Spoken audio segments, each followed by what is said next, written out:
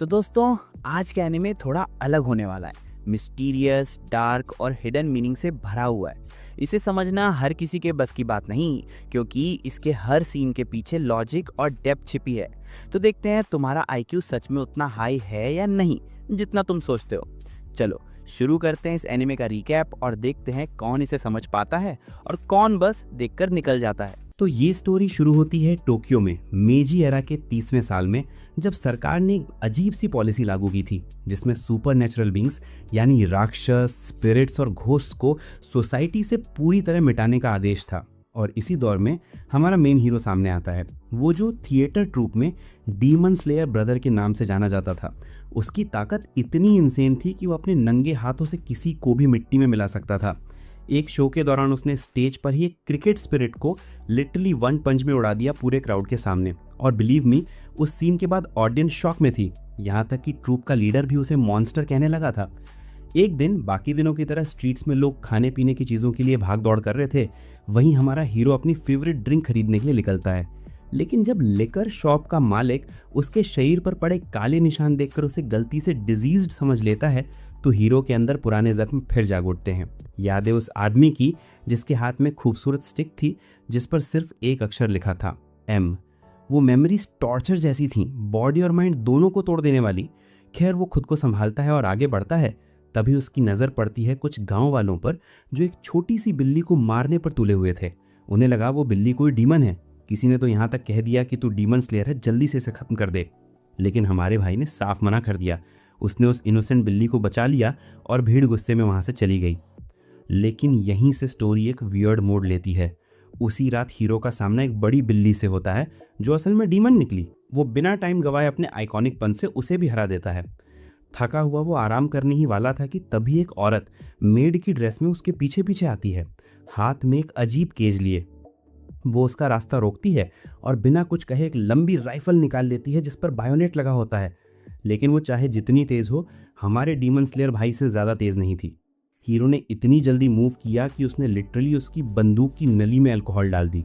लेकिन मेड भी कम नहीं थी, उसने बायोनेट से तेज़ वार किया और दोनों के बीच एक इंटेंस फाइट शुरू हो गई। थोड़ी देर बाद भाई अपनी प्योर स्ट्रेंथ से जीत जाता है। तभी एक मिस्टीरियस आवाज़ सुनाई देती है जो कहती है कि वो उसकी रूडनेस को माफ़ कर देगी। ये आवाज़ केज से आ रही थी और केज के अंदर एक बोलता हुआ सिर था, इममॉर्टल ब्यूटी रिंडो एना का। और यहीं से असली ट्विस्ट शुरू होता है। उस केज ने ना सिर्फ अपनी पहचान बताई बल्कि हीरो की भी सच्चाई खोल दी। वो असल में एक हाइब्रिड था, आधा इंसान आधा डीमन। उसके अंदर जबरदस्ती कई डीमंस के अंग लगाए गए थे और अब वही राक्षसी हिस्से धीरे धीरे उसके पूरे अस्तित्व को खा रहे थे। वो अपने अंदर की डीमन को यूज़ करके बाकी सुपरनेचुरल बीइंग्स को ख़त्म करता था। लेकिन ऐसा करने से उसकी लाइफ फोर्स हर बार कमज़ोर पड़ जाती थी, उसकी उम्र भी घट रही थी। इसलिए वो स्टेज के बाहर किसी को मारने से बचता था। अब सोचो, आयरनी ये थी कि वो बोलता हुआ केज यानी रिंडो उससे खुद को मारने की रिक्वेस्ट कर रहा था ताकि उसकी लाइफ एनर्जी उसे मिल सके।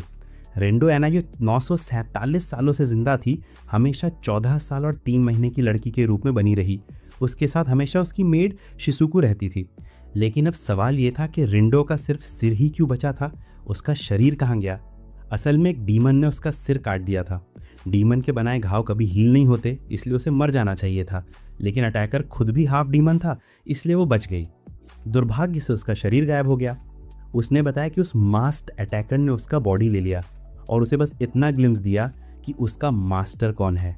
वो आदमी जिसके हाथ में वही एम मार्क स्टिक थी, वही मॉन्स्टर जिसने हमारे डीमन के अंदर डीमंस का ट्रांसप्लांट किया था। उसी समय थिएटर ट्रूप के बाकी लोग वहां पहुंच गए तो उन्हें वहां से निकलकर किसी दूसरी जगह बात करनी पड़ी। रास्ते में डीमन स्लेयर भाई ने आखिरकार अपना नाम बताया, शुनिची सुगुरु। शुनिची ने कन्फेस किया कि वो ट्रूप में इंटेंशनली गया था। उसे पता था कि अगर वो अपनी डीमन पावर्स का ज़्यादा यूज़ करेगा तो जल्दी मर जाएगा और वो उसी तरीके से मरना चाहता था, स्टेज पर ऑडियंस के सामने एक स्पेक्टिकल की तरह। लेकिन अगर वो कंट्रोल खो देता तो वो उन सब का वध भी कर सकता था। वो लोग जो उसकी ताकत देखकर उसे एडमायर करते थे। यही था उसका ट्विस्टेड आर्ट, एक बैलेंस बनाना ह्यूमंस और डीमंस के बीच में। रेंडो को यह सुनकर एहसास हुआ कि उसने अपनी ह्यूमन सीमा बहुत पहले पार कर दी है। रेंडो चाहती थी कि शुनिची उसकी बात मान ले, लेकिन वो तैयार नहीं हुआ। उसे गुस्सा था कि जब बॉडी वापस पाने का मौका था तब उसने मौत को चुना। आखिरकार उसने डील रखी कि वो उस बूढ़े आदमी का पीछा करेगा जिसके पास एम वाली स्टिक थी और उसकी लाश वापस लाएगा। बदले में रिंडो से ज़्यादा जीने का तरीका बताएगी। रिंडो ने कहा कि वो उसकी बॉडी का एक हिस्सा खा सकता है जिससे उसकी उम्र बढ़ेगी, लेकिन शुनिची ने साफ मना कर दिया कि वो उसके वाइटल पार्ट्स नहीं खाएगा। तो उसने सिर्फ उसकी सलाइवा चुनी और वहीं हुआ उनका पैशनेट किस जो एक इटर्नल बॉन्ड की तरह था। अब सीन बदलता है। साल 1898 फ्रांस के ईस्टर्न पार्ट में एक पिता और उसका बेटा साथ में डियर हंटिंग पर जाते हैं। पिता के पास राइफल है, बेटा रॉन बस मशरूम्स इकट्ठे कर रहा है। हिरन मारा जाता है, लेकिन गोली से नहीं। पिता को गन चलाना नहीं आता था, वो बस दिखावा कर रहा था क्योंकि लोगों को प्रूव करना चाहता था कि वो नॉर्मल इंसान है, वैम्पायर नहीं। ये उनका तरीका था सोसाइटी में फिट होने का। लेकिन उसी सोसाइटी में अब वैम्पायर्स के खिलाफ खून खौल रहा था। एक दिन तो फादर खुद हंटर के हाथों ऑलमोस्ट मर गया था। उसके बाद उसने सिल्वर स्टेक तहखाने में छुपा दिया ताकि परिवार को नुकसान ना पहुंचे। लेकिन आज तहखाने का ताला टूटा था और स्टेक लहू से लथपथ था और घर में चारों तरफ बेचैनी। वो सबको ढूंढता है, बेटा ठीक, कुक ठीक, छोटी बेटी मेड के साथ गाना गा रही है, लेकिन एक नहीं मिल रही, उसकी वाइफ। वो कुर्सी पर बैठी थी, छाती में बड़ा सा जख्म लिए, खून ऐसे गिर रहा था जैसे गुलाब की पंखुड़ियाँ। वो खुद बैरन थी, पर फिर भी परिवार के लिए ह्यूमंस को सहन कर रही थी। और आयरनी ये कि मीडिया ने उसकी मौत तक को सेंसेशनल बना दिया। ये वर्ल्ड ना ह्यूमंस का था ना डीमंस का, बस क्रुएल्टी और सर्वाइवल का मिक्स। तो कहानी यहाँ से और डार्क हो जाती है। उस महिला की इतनी ब्रूटल हत्या के बाद भी सबको पूरा यकीन था कि हत्यारे पर कोई लीगल एक्शन नहीं लिया जाएगा, क्योंकि सोसाइटी का मानना था कि वैम्पायर्स के तो ह्यूमन राइट्स होते ही नहीं। सोच के देखो कितना ट्विस्टेड माइंडसेट था वो। बैरन की फैमिली ने तो सालों पहले एक एग्रीमेंट पर साइन कर दिया था जिसमें लिखा था कि वो इंसानों का खून नहीं पिएंगे और बदले में उन्हें इंसान जैसा सम्मान मिलेगा। वो वुमन तो अपने बच्चों को रेगुलरली चर्च भी लेके जाती थी। लेकिन आयरनी देखो, उसी फेथ वाली दुनिया ने उसकी वाइफ को सिर्फ इसलिए मार डाला ताकि उसे याद दिलाया जा सके कि वो कभी ह्यूमंस के बराबर नहीं हो सकते। और जैसे ही बैरन का शैडो दिखा, मीडिया ने उसे चारों तरफ से घेर लिया, हर खबर को मैनिपुलेट कर दिया। लेकिन वहाँ एक 14 साल की जर्नलिस्ट थी, कुबा, जो सच में बिलीव करती थी कि बैरन फैमिली को जस्टिस मिलना चाहिए, और जो पुलिस इन्वेस्टिगेशन रोक रही थी वो प्योर डिस्क्रिमिनेशन था। बैरन उसकी बातों से थोड़ा इमोशनल हुआ और बताया कि उन्होंने खुद 2 लेजेंडरी डिटेक्टिव्स को हायर किया है जो सुपरनेचुरल केसेस में एक्सपर्ट्स थे। उनके नाम थे रिंडो, जिसे लोग बर्ड केज मैसेंजर भी कहते थे, और शुनिची सुगुरु, वही डीमन स्लेयर ब्रदर। ये दोनों पूरे यूरोप में कई केसेस सॉल्व कर चुके थे। अब वो शिजुको के साथ घोड़ा गाड़ी में बैठे बैरन के मेंशन की तरफ जा रहे थे, मर्डर मिस्ट्री सॉल्व करने के लिए। जैसे ही वो पहुंचे, थोड़ा फनी सा सीन हो गया। हमारा शुनिची उस कोचमैन को पूरा पेमेंट देने में भी झिझक रहा था, लिटरली 1 फ्रैंक कम देने की कोशिश कर रहा था, जबकि हिंडो समझ सकता था कि वो ड्राइवर किस हालत में है, ड्रंकन हैबिट्स, वाइफ की डांट, घर के फाइट, सब कुछ। लेकिन शुनिची ने उसे अंदर भेज दिया कि जाकर बैरन फैमिली से पेमेंट ले ले। बैरन ने शालीनता से उसे हॉल में बुलाया और किराया चुका दिया। उस वक्त रूम में सिर्फ बैरन, उसके 2 बेटे और हमारे 3 डिटेक्टिव्स थे। शुनिची और रिंडो ने इंट्रोड्यूस करना शुरू किया, पर थोड़ी देर में माहौल ऑकवर्ड हो गया। सबकी नज़र मेड शिजुको पर टिकी हुई थी। और तभी एक शॉकिंग ट्विस्ट आता है। जब शिजुको सामान लेकर अंदर आती है, बैरन और उसके बेटे हैरान हो जाते हैं, क्योंकि असली रिंडो तो कोई लड़की नहीं थी, बल्कि वो बर्ड केज था जिसमें सिर्फ उसका सिर था। उनके चेहरे पर डिसबिलीफ साफ दिख रहा था। जब रिंडो ने कामली बताया कि उसका बॉडी अभी तक मिसिंग है, तो सब स्टन रह गए। उसने सीधे बैरन से पूछा कि उसकी वाइफ का बॉडी कैसे मिला, हालांकि ये सब न्यूज़पेपर में ऑलरेडी लिखा था। बैरन ने धीरे से जवाब दिया। उनके परिवार में 5 लोग थे, हस्बैंड, वाइफ और 3 बच्चे, 2 बेटे, एक छोटी बेटी। उनके साथ 2 सर्वेंट्स भी थे, एक बटलर जो बैरन का पुराना दोस्त था और एक इनोसेंट मेड। वो वुमन जॉब नहीं रही, फर्नीचर रिपेयर करने की शौकीन थी। घर हमेशा हैमर की आवाज़ों से गूंजता रहता था। उसके कमरे में 2 असली तलवारें टंगी थीं, बिल्कुल वैसे ही जैसे उसके बेटे के कमरे में। रिंडो ने अचानक पूछा, लाश का क्या किया गया? बैरन ने ईमानदारी से बताया, उसे दफनाया गया, क्योंकि वैम्पायर बॉडीज जल्दी सड़ जाती हैं। सौभाग्य से घर में कैमरा था, तो उसने अपनी वाइफ के लास्ट मोमेंट्स की फोटोग्राफ्स खींच ली थी। जैसे ही रिंडो ने तस्वीर देखी, उसने तुरंत अनुमान लगा लिया मर्डर वेपन स्टेक था, और अटैकर ने वार तब किया होगा जब महिला सो रही थी, क्योंकि रेजिस्टेंस का कोई निशान नहीं था। उसने ये भी नोटिस किया कि होली वाटर की बोतल पर खून का छोटा सा स्टेन था, मतलब उसकी डेथ के बाद ही उस पर होली वाटर छिड़का गया था। ये सब देखकर रिंडो के मन में एक साथ 7 शक उठे, और उसने शुनिची से कहा कि इन सब पॉइंट्स को बैरन फैमिली के सामने रखें। पहला डाउट, जब वैम्पायर्स की सेंस इतनी तेज होती है तो लेडी हैना क्यों नहीं जागी? दूसरा, हत्यारा आधी रात को ही क्यों आया जबकि वैम्पायर्स रात में और पावरफुल होते हैं? तीसरा, होली वाटर की बोतल इतनी छोटी थी तो हत्यारे ने उसे वहीं क्यों छोड़ा? चौथा, उसे इतनी एग्जैक्ट जानकारी कैसे थी कि स्टेक कहाँ रखा है और महिला का शेड्यूल क्या है? पांचवा, उसने मर्डर के बाद वेपन को वापस स्टोर रूम में क्यों रखा? और छठा, रिंडो कुछ बोल ही रही थी कि शुनिची बीच में बोल पड़ा, क्योंकि वो इन्वेस्टिगेशन के बीच लिटरली अपनी उंगलियों से जेस्चर्स बना बना के एक्सप्लेन कर रहा था। माहौल थोड़ा कॉमेडिक हो गया था। तभी बैरन की छोटी बेटी चुपके से कमरे में आई, हमारे हीरो की हरकतें देख के डर गई, जोर जोर से रोने लगी और भाग गई। उस पल में पूरे हॉल में एक अजीब चुप्पी छा गई। डिनर टाइम पे माहौल फिर बदल गया। टेबल पे लग्जूरियस फूड सजा था। शुनिची और वो फुलिश कोचमैन तो मजे से खा रहे थे, लेकिन बैरन फैमिली के सामने सिर्फ एक बोल रखा था, ताजा खून का, क्योंकि अपनी स्ट्रेंथ बनाए रखने के लिए उन्हें हर महीने फ्रेश ब्लड पीना पड़ता था। बैरन के दोनों बेटे थोड़ा अनईजी महसूस कर रहे थे, खासकर छोटा भाई जिसने देखा था कि शुनिची कैसे कोचमैन के पैसों में कटौती करने की कोशिश कर रहा है। शुरू में उसे इन दोनों डिटेक्टिव्स पर क्यूरियोसिटी थी, इसलिए उसने सीक्रेटली उनका पीछा किया और देखा कि शुनिची लिटरली खुद से बातें कर रहा है और कोचमैन को बेवकूफ बना रहा है।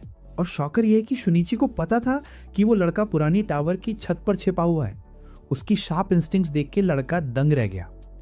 फिर भी बड़ा बेटा अब भी बिलीव नहीं कर पा रहा था कि ये दोनों असली डिटेक्टिव्स हैं। उसे लगता था कि ये बस दो क्लेवर कॉन आर्टिस्ट हैं, लेकिन कोचमैन का भरोसा अब भी कायम था। उसने पूछा कि रिंडो को उसकी वाइफ के बारे में इतना कैसे पता चला? रिंडो ने कामली कहा कि जवाब तुम्हारी ओन शर्ट में है। उसने बताया कि अगर ध्यान से देखा जाए तो उसकी शर्ट के बटन्स बहुत नीटली स्टिच थे और बेली पार्ट जो था वो थोड़ा मैसी दिख रहा था। मतलब उसकी वाइफ बहुत मेटिकुलस थी, लेकिन उसने उसे हाल में वॉश नहीं किया था। ये साफ बताता है कि वो उससे नाराज थी, शायद इसलिए क्योंकि वो पीता था और खाना गिरा देता था। इतना एक्यूरेट डिडक्शन सुन के कोचमैन लिटरली रो पड़ा। वहीं बैरन का बड़ा बेटा इंप्रेस हो गया, उसे शर्लॉक होम्स की याद आ गई। लेकिन रिंडो ने हम्बल टोन में कहा कि वो उस जीनियस की बराबरी नहीं कर सकती और ना ही उससे मिलना चाहती है। अचानक उसने बैरन से एक और सवाल किया, क्या मर्डर वाली रात भी सबने ऐसी साथ डिनर किया था? बैरन ने हाँ में जवाब दिया। और खाना कितने बजे खत्म हुआ? करीब 12:30 बजे, उसने कहा। मतलब मौत से सिर्फ 1 घंटा पहले। और यहीं पर स्टोरी एक नई मिस्ट्री के दरवाजे खोलती है, क्योंकि अब सवाल सिर्फ ये नहीं था कि लेडी हैना को किसने मारा, बल्कि ये भी कि क्यों मारा। ठीक है, सुनो, ये वाला हिस्सा कहानी को और भी गहराई देता है, तो थोड़ा ध्यान से सुनना। तो जैसे जैसे जांच आगे बढ़ती है, रिंडो ने पूरे परिवार के बिहेवियर को ऑब्जर्व करना शुरू किया। और इंटरेस्टिंग बात यह थी कि लेडी हैना का बिहेवियर पूरे टाइम बिल्कुल नॉर्मल था। रात के खाने के बाद वो बस अपने कमरे में जाके आराम करना चाहती थी। वहीं बैरन अपने बड़े बेटे के साथ 2nd फ्लोर वाली लाइब्रेरी में चला गया और छोटी बेटी टॉयज के साथ खेलने लगी। सब कुछ एकदम यूजुअल लग रहा था, बस दिखने में। करीब 1 घंटे बाद तीनों मेन हॉल में पहुंचे। बैरन हमेशा की तरह अपनी हंटिंग राइफल लेने स्टोर रूम गया और उस वक्त वहां कुछ भी अनयूजुअल नहीं दिखा। लेकिन बाहर निकलते ही उसकी मुलाकात छोटे बेटे से हुई, जो एक्साइटेड था और बोला कि वो भी जंगल में पेड़ों को देखने जाना चाहता है। फिर दोनों जंगल की तरफ निकल गए। बैरन ने जंगल में कई बार गोली चलाई, लेकिन कोई भी निशाना सही नहीं लगा। ये बात अपने में थोड़ी अजीब थी। अब बात करते हैं बड़े बेटे की। जब उसके पिता जंगल में थे, वो अपने कमरे में अकेले रीडिंग कर रहा था। लेकिन जैसे ही छोटे भाई से पूछा गया कि डिनर के बाद के 30 मिनट में वो कहाँ था, उसका एटीट्यूड अचानक बदल गया। इरिटेशन, डिफेंसिवनेस, सब कुछ साफ दिख रहा था। उसे लग रहा था कि उस पर शक किया जा रहा है। और सच कहूं तो रिंडो को सिर्फ उसी पर नहीं बल्कि पूरे परिवार पे शक था। छोटे भाई ने काफी देर बाद जवाब दिया कि वो पूरे टाइम अपने कमरे में ही था और कुछ भी सुनाई नहीं दिया। फिर इंटेरोगेशन पहुंचा उस नए इनोसेंट मेड तक। वो बहुत डरी हुई थी। उसने धीरे से बताया कि वो हमेशा की तरह अपने डेली काम में लगी थी। 12:30 बजे तक किचन साफ कर रही थी, फिर 1 बजे लॉन्ड्री के लिए गई। रास्ते में उसे सबसे छोटी बेटी मिली जो बोर हो रही थी, तो मेड ने उसे अपने साथ ले लिया ताकि वो गाने सुन सके जब वो कपड़े धो रही थी। बस एक बार वो वॉशरूम गई, हार्डली 2 मिनट के लिए। फिर बटलर से पूछा क्या? उसने कामली कहा कि वो तो बेसमेंट में ही था, अकेले काम करता था और मुझे कोई आवाज़ सुनाई नहीं दी। सारी स्टेटमेंट सुनने के बाद हमारी ब्रिलियंट डिटेक्टिव रिंडो ने कंक्लूड किया कि सिर्फ बड़ा बेटा क्लोरिस और बटलर ही सस्पेक्ट हो सकते हैं। बैरन ये सुन के भड़क गया। उसे लगा कि रिंडो उसकी फैमिली को झूठा कह रही है, और उसी टाइम सबसे छोटी बेटी फूट फूट के रोने लगी और कमरे से भाग गई। एटमॉस्फेयर पूरा टेंस था, तो डिनर डिस्कशन थोड़ी देर के लिए रुक गई। रूम से बाहर निकलते वक्त शुनिची, रिंडो और शिजुको आपस में क्वाइटली बात कर रहे थे। रिंडो के दिमाग में अभी दो बातें क्लियर नहीं थी। उसने शिजुको को बोला कि दोनों नौकरों पर नजर रखो, क्योंकि इंटरेस्टिंग बात यह थी कि परिवार के किसी भी मेंबर के हाथों पर सिल्वर स्टेक के बर्न मार्क्स नहीं थे। मतलब साफ था कि सर्वेंट्स ही सबसे बड़े सस्पेक्ट्स हैं। लेकिन तभी सीन पलट जाता है। बड़ा बेटा अचानक वहां आ जाता है और जोर से बोलता है कि वो क्रिमिनल नहीं है। अचानक वो शिजुको पर अटैक करने दौड़ पड़ता है। लेकिन अजीब बात यह कि शिजुको को जरा भी दर्द नहीं हुआ। पलटकर उसने शुनिची का गला पकड़ लिया, उसे जमीन पर पटक दिया और वहां से निकल गया। अब शुनिची के लिए शक करना इम्पॉसिबल था। यह क्लियरली दिख रहा था कि बड़ा बेटा ही कल्प्रिट है।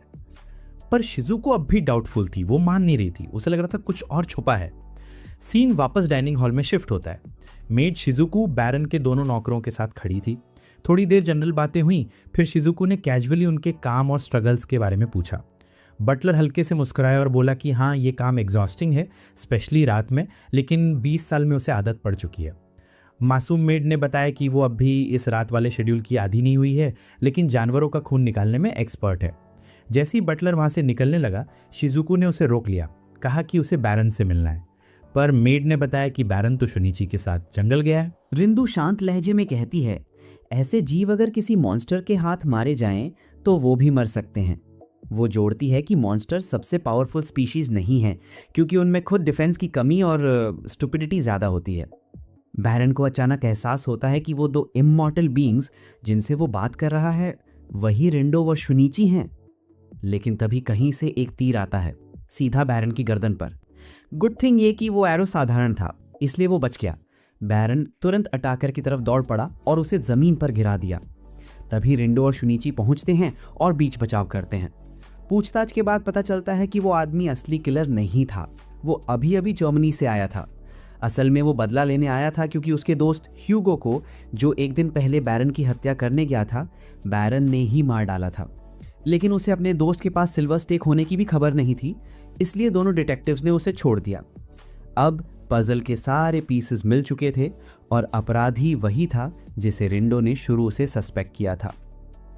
फिर सब लोग वापस मैंशन पहुंचे। लाइब्रेरी में पूरा फैमिली बैठा था और रिंडो कामली केस एक्सप्लेन करने लगी। उसने अपने पहले 5 सवाल दोबारा गिनाए। पहला, पिशाचों की सेंसेस इतनी शार्प होने के बावजूद लेडी हैना क्यों नहीं जागी? दूसरा, वो हत्यारा आधी रात को ही क्यों आया, जबकि वैम्पायर्स तो रात में स्ट्रॉन्गेस्ट होते हैं? तीसरा, उसने होली वाटर की बोतल वहां क्यों छोड़ी? चौथा, उसे स्टोर रूम और चेंबर की एग्जैक्ट लोकेशन कैसे पता थी? पांचवा, उसने स्टेक को वापस स्टोर रूम में क्यों रखा? इन 5 बातों से साफ था कि किलर घर के अंदर का ही कोई था। अब छठा पॉइंट आया और वो सबसे डिस्टर्बिंग था। घर में किसी ने भी खूंटे के ठोकने की आवाज नहीं सुनी। मतलब जो कुछ भी हुआ वो प्लान पहले से था, और शायद किसी ऐसे के हाथ हो जिसने साउंड, स्मेल और टाइमिंग सब कुछ परफेक्टली कंट्रोल किया हुआ था। और यहीं से कहानी अब और भी ज्यादा डार्क होने वाली थी, क्योंकि रिंडो अब तक जो भी क्लूज इकट्ठा कर रही थी वो आखिरकार एक शॉकिंग ट्रूथ तक पहुंचने वाली थी। उसने एक चीज नोटिस की, खूंटी ठोकने की आवाज और कील ठोकने की आवाज में फर्क होता है। और अगर सच में खूंटी ठोकी गई होती तो उसकी आवाज घर के बाकी लोगों तक जरूर जाती। मतलब साफ था, जो आवाज सुनाई नहीं दी वो किसी इम्पॉसिबल पॉसिबिलिटी को कैंसिल कर रही थी। रिंडो ने कामली कंक्लूड किया कि हत्या का असली हथियार वो चांदी का खूंटा नहीं था, बल्कि उससे मिलता जुलता कोई और ऑब्जेक्ट था। और यही बात केस को ट्विस्ट कर देती है। सोचो, अगर हत्यारा सच में हैमर से वो खूंटा ठोकता तो वही आवाज आती जैसी वो औरत फर्नीचर ठीक करते वक्त निकालती थी, लाउड एंड क्लियर। लेकिन यहां साइलेंस था, और यही साइलेंस सबसे बड़ा क्लू बन गया। अब यहां से केस थोड़ा क्रीपी मोड़ लेता है, क्योंकि हत्यारे ने हैमर यूज नहीं किया, क्योंकि उसका एक्चुअल वेपन चांदी से भी फ्रजाइल था। हैमर की एक हिट में ही वो टूट जाता। रिंडो ने अब 7वां क्लू रिवील किया, जो पूरा गेम पलट देता है। क्राइम सीन पर मिली ग्लास बॉटल अंदर से गंदी थी, बाहर से साफ नहीं हो पाई। मतलब साफ था कि वो बॉटल कभी होली वाटर की नहीं थी। वो बस एक फेक एविडेंस था जो हत्यारे ने जानबूझकर वहां रखा था। लेकिन फिर भी विक्टिम की चेस्ट पर होली वाटर के मार्क्स साफ दिख रहे थे। अब सवाल ये कि होली वाटर आया कहां से? यहीं पर आया सबसे चिलिंग ट्विस्ट। वेपन खुद वही था। वो खूंटा असल में जमे हुए होली वाटर से बना था। Frozen holy water stake. सोचकर ही गूज़बम्स आते हैं। क्राइम के बाद जब बैरन गन लेने गया तभी किलर ने स्टोर रूम का लॉक तोड़कर फेक एविडेंस तैयार किया। उसने विक्टिम का खून उस सिल्वर स्टेक पर डाला ताकि सबको लगे कि वही मर्डर वेपन है, लेकिन असल में आइस स्टेक तो मेल्ट होकर गायब हो चुका था। Smart right? रिंडो ने फिर शुनिची से पूछा, क्या तुम समझे इसका मतलब? शुनिची बस मुस्कुराया और बोला, मतलब ये कि मर्डरर ने फेक क्राइम टाइम सेट किया था ताकि सबको कंफ्यूज कर सके। अब जब असली क्राइम टाइम सामने आ गया तो सस्पेक्ट्स की लिस्ट काफी छोटी रह गई और यहां से रिंडो ने अपने 5 लॉजिकल कंडीशंस बताई जिनसे असली किलर को पकड़ना पॉसिबल था। पहला, 12:30 से 1 बजे के बीच मर्डर करने की कैपेबिलिटी। दूसरा, 1 से 1:30 तक सॉलिड एलिबाई बनाना। तीसरा, बैरन के स्टेक चेक करने के बाद उसे स्टोर रूम में फेंकने के लिए कुछ मिनटों की आज़ादी होना। चौथा, इतना स्ट्रांग होना कि स्टेक को चेस्ट में घोंप सके। और पांचवा, इतने शॉर्ट टाइम में सब कुछ एग्जीक्यूट कर लेना। अब बस कुछ ही सस्पेक्ट्स बचे थे और जब लास्ट 2 कंडीशंस अप्लाई हुई तो सच्चाई खुद ब खुद बाहर आ गई। मर्डरर और कोई नहीं बल्कि बैरन का छोटा भाई था। लेकिन ट्विस्ट यहीं खत्म नहीं हुआ। वो लड़का बोला, मैं गिल्टी नहीं हूं, मैं सिल्वर को छू भी नहीं सकता बिना जले। लेकिन रिंडो ने उसकी ये ट्रिक भी एक्सपोज कर दी। उसने कामली बताया कि वैम्पायर्स जल्दी हील हो जाते हैं। उसने अपने बॉन्ड फिंगर्स खुद काट दिए थे ताकि कोई निशान ना रहे। Instant regeneration. ये सुनकर वो लड़का लिटरली पागल हो गया। वो दोनों डिटेक्टिव्स पर टूट पड़ा, लेकिन शुनिची रेडी था। जैसे ही वो आगे बढ़ा, शुनिची ने उसे एक ही मूव में पकड़ लिया। रिंडो ने मजाक में कहा, तूने खुद को रिवील करने से पहले हमें बोलने तो दे देता। फिर रिंडो ने शिजुको से केज लाने को कहा और शुनिची ने उस छोटे भाई से मुकाबला किया। और फिर क्या एक इंटेंस फाइट शुरू हो गई। उसने लड़के को खिड़की से बाहर फेंका, खुद भी कूद पड़ा और वार्निंग दी, अगर तूने रिंडो को छुआ तो तुझे संभालना मुश्किल हो जाएगा। लाइब्रेरी के अंदर रिंडो ने कामली पूरी ट्रूथ बताई। ये सब 1 हफ्ते पहले से प्लान था। ह्यूगो को बुलाया गया था अपने ही फादर को मारने के लिए।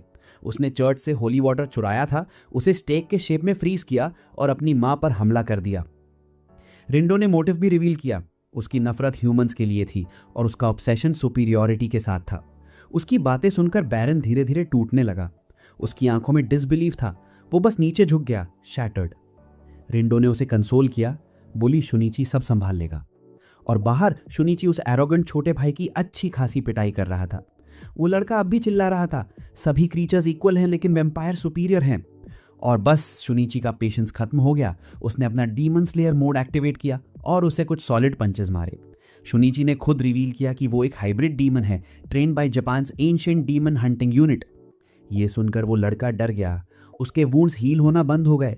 अब चाहे जितनी कोशिश की वो फाइट में टिक नहीं पाया और शुनिची ने उसे फाइनल किक मारकर खत्म कर दिया। घर में बैरन शॉक में था।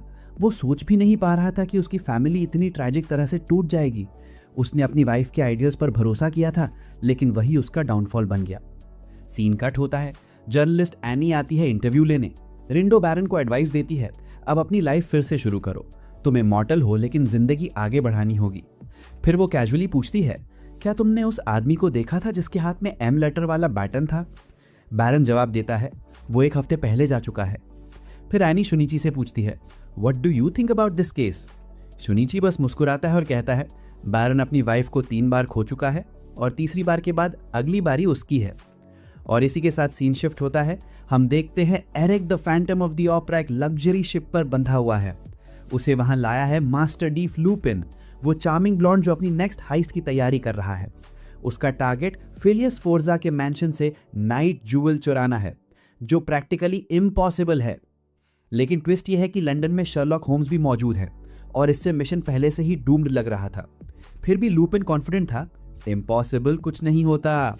ये सुनकर एरिक मुस्कुरा जाता है और कहता है, लेट्स डू दिस। फिर लूपिन फेलियस को एक ओपन लेटर भेजता है जिससे सारे टॉप डिटेक्टिव्स अट्रैक्ट हो जाते हैं। तो दोस्तों कहानी यहाँ से और भी ज्यादा मिस्ट्री फिल्ड हो जाती है, क्योंकि अब हमारा जासूसी दल तीनों मिलकर एक बैटॉन की दुकान पर इन्वेस्टिगेशन के लिए पहुंच चुका है। दुकान का मालिक बड़ा ही खुशमिजाज आदमी है। वो यूं कैजुअली बातें कर रहा था, यूजर्स के बारे में पूछ रहा था और सोच रहा था कि शायद ये लोग उसके नए कस्टमर होंगे। सब कुछ नॉर्मल लग रहा था, लेकिन जैसे ही पिंजरा उठाकर रिंडो का सिर दिखाया गया, भाई उस बंदे का चेहरा सफेद पड़ गया। वो इतना शॉक में चला गया कि लिटरली वहीं बेहोश होकर गिर पड़ा है। तीनों जासूसों ने बिना समय गवाए उसका कस्टमर रजिस्टर उठाया और मुस्कुराते दुकान से निकल गए। लेकिन मजा तो तब आया जब वे थोड़ी ही दूर गए थे कि अचानक 2 मास्क्ड मैन उनके सामने आ खड़े हुए। उन्होंने उन तीनों से वही कस्टमर लिस्ट वापस मांगी। शुनिची और बाकी सब हैरान रह गए। पूछा, क्या तुम पुलिस हो?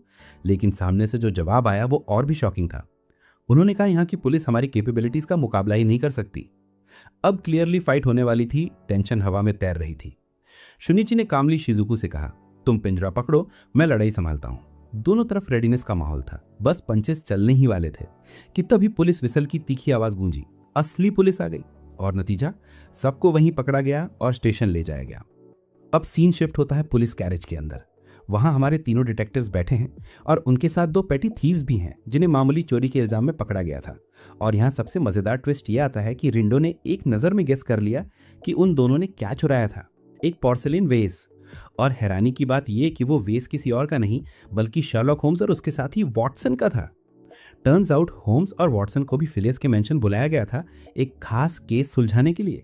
उधर रिंटो के पास एक अजीब सा आदमी आता है, दिखने में जादूगर जैसा, और तभी एक खूबसूरत महिला आती है, बेहद ग्रेसफुल एंट्री। वो उस आदमी का अभिवादन करती है और फिर एक और मिस्टीरियस शख्स की तरफ मुड़ती है जिसके हाथ में M लिखा हुआ बैटॉन होता है। वो उसे प्रोफेसर कह के संबोधित करती है। सीन जैसे सिनेमैटिक हो जाता है। कुछ देर बाद वही कैरेज सीधा फिलियस के घर के मेन गेट में घुस जाती है और वहां से उतरते हैं हमारे चारों detectives, ready for action. Sherlock ने एंट्री लेते ही नोटिस किया कि घर तक पहुंचने के लिए एक छोटा सा ब्रिज पार करना पड़ेगा। हवेली के अंदर का इंटीरियर रॉयल था, दोनों तरफ म्यूजियम्स जैसे हॉल्स जिनमें दुनिया भर के खजाने सजे हुए थे। हर चीज इतनी रेयर और स्टनिंग थी कि हर कोई यही सोच रहा था कि आखिर ऐसा क्या वैल्यूएबल आइटम है जिसके लिए लुपिन इतना बड़ा रिस्क लेने वाला है। अब कट होता है दूसरी तरफ। लुपिन और उसका पार्टनर एरिक अपनी प्लान डिस्कस कर रहे हैं। एरिक डिटेल में बताता है कि मेंशन में अब 4 डिटेक्टिव्स मौजूद हैं और एक केज भी है, लेकिन लुपिन को बस एक ही चीज एक्साइट कर रही थी, उस फीमेल डिटेक्टिव यानी रिंडो से मिलना। एरिक उसे डांटता है कि उसने वो पब्लिक चैलेंज लेटर भेजकर गलती की, लेकिन लुपिन बस एक कॉन्फिडेंट मिस्टीरियस मुस्कान देता है और कहता है, it's a matter of manners. Classic Lupin move. अब फाइनली मिस्टर फिलियस खुद सीन पर आते हैं, काम, कंपोस्ट और चेहरे पर एक रहस्यमयी मुस्कान लिए। रिंडो का कटा हुआ सिर देखकर भी उन्होंने जरा सा भी पैनिक नहीं दिखाया। उसी पल सबको समझ आ गया कि यह आदमी नॉर्मल नहीं है, ये सच में सुपर नेचुरल क्राइम्स की इन्वेस्टिगेशन में एक्सपर्ट है। फिलियस ने क्वाइटली एनालाइज किया कि लुपिन की डिस्ट्रक्टिव पावर किसी असली मॉन्स्टर से कम नहीं है और इसी वजह से उसने ऐसे अनयूजुअल डिटेक्टिव्स को बुलाया था। पर होम्स को यह सब ओवर प्रिपरेशन लग रहा था। उसने स्लाइटली मॉकिंग टोन में कहा, लुपिन को पकड़ने के लिए 2 डिटेक्टिव्स, थोड़ा ज्यादा नहीं? रिंडो भी पीछे नहीं हटी। उसने कामली जवाब दिया, एक प्रॉब्लम सॉल्व करने के लिए एक दिमाग काफी है। इस पर होम्स हंसकर बोला, लेकिन बिना बॉडी के दिमाग काम कैसे करेगा? और बस दोनों के बीच लाइट सार्काज्म वाली टक्कर शुरू हो गई। इतनी तीखी बहस कि वॉटसन को बीच में आकर होम्स को याद दिलाना पड़ा, सर केस की डिटेल्स पूछना मत भूलिएगा। अब बात आती है लुपिन के भेजे गए लेटर की। उसमें साफ लिखा था कि वो 19 जनवरी की रात 11 से 11:30 के बीच में नाइट ज्वेल चुराने आएगा। ये ज्वेल कोई ऑर्डिनरी डायमंड नहीं था, ये 80 कैरेट का ब्लैक डायमंड था जिसे कभी पब्लिक में नहीं दिखाया गया था। वो मेंशन के बेसमेंट में एक स्पेशल वॉल्ट में रखा था जो चारों ओर से पानी से घिरा था। सबसे ज्यादा सस्पिशियस हिस्सा था मेंशन का साउथ साइड, जहां पर एक 5 फीट की अंडरग्राउंड कैनाल थी, बस इतनी बड़ी कि कोई अडल्ट आदमी क्रॉल करके निकल सके। होम्स ने तुरंत आदेश दिया, उस रास्ते को सील कर दो। अब गार्ड सेटअप इनसेन था। 20 सिक्योरिटी गार्ड्स, 80 पुलिस ऑफिसर्स और साथ में 2 एक्स्ट्रा स्पेशल इंश्योरेंस कंपनी के एजेंट्स, रेनहो और फतिमा लॉयड्स इंश्योरेंस के रिप्रेजेंटेटिव थे। वो कंपनी जो 200 साल से रेयर आर्टिफैक्ट्स इंश्योर करती आ रही थी और उनके व्हाइट यूनिफॉर्म्स में ये लोग किसी सीक्रेट ऑर्डर के मेंबर्स लगते थे। हर मेंबर को उसकी स्ट्रेंथ रेटिंग के हिसाब से रैंक मिला था, 1 से लेकर 7 तक। लुपिन का पास्ट कनेक्शन भी सामने आया। वो पहले नंबर 6 से मिल चुका था और उसकी आधी जिंदगी उसी के खिलाफ बीती थी, लेकिन आज फिलियस के मेंशन पहुंचे थे नंबर 5 रेनहो और नंबर 7 फातिमा। रेनहो को रिंडो और शुनिची से साफ नफरत थी क्योंकि वो ह्यूमंस नहीं थे। इंश्योरेंस कंपनीज के लिए सुपर नेचुरल बींग्स हमेशा रिस्क फैक्टर्स माने जाते हैं। शुनिची ने ऑब्जर्व किया कि रेनहो भले ही टफ दिख रहा था, लेकिन उसे बेसमेंट में उतरने से डर लग रहा था, इतना कि फातिमा को लिटरली उसे नीचे खींचना पड़ा। अब सब मिलकर बेसमेंट की तरफ बढ़े। वहां एक मैसिव ब्रिज था और दोनों ओर आर्म्ड गार्ड्स खड़े थे। मिस्टर फिलियस ने अपनी सीक्रेट की से वॉल्ट का गुर खोला और जैसे ही वो खुला, सबकी आंखें उस ज्वेल पर अटक गईं।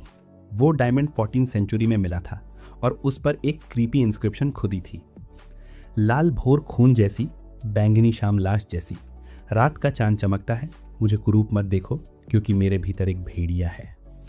रेन्हो को ये देख तुरंत साउथ जर्मनी लेजेंड याद आ गई, वो कहानी जिसमें ड्वार्फ्स को वेयरवुल्व्स ने खत्म कर दिया था और उन ड्वार्फ्स ने बदले में 2 चीजें बनाई थी, एक अनब्रेकेबल जेम और एक अनक्रैकेबल वॉल्ट। रेन्हो ने वाव किया था कि वो उस जेम की रक्षा अपनी आखिरी सांस तक करेगा। इसी बीच एक और मिस्टीरियस ग्रुप सीन में एंटर करता है, लाल बालों वाली एक औरत और उसके साथी जो गुस्से में है क्योंकि लुपिन वही ऑब्जेक्ट चुराने की प्लान कर रहा है जो उनकी टारगेट लिस्ट में पहले से था। और फन फैक्ट ये कि यही ग्रुप पहले रिंडो और शिजुको से टकरा चुका था। अब डिटेक्टिव टीम रियलाइज करती है कि वॉल्ट में घुसना नियरली इम्पॉसिबल है, तो रिंडो कामली कहती है कि अगर लुपिन को अंदर आना है तो वो डिस्गाइज करना ही होगा।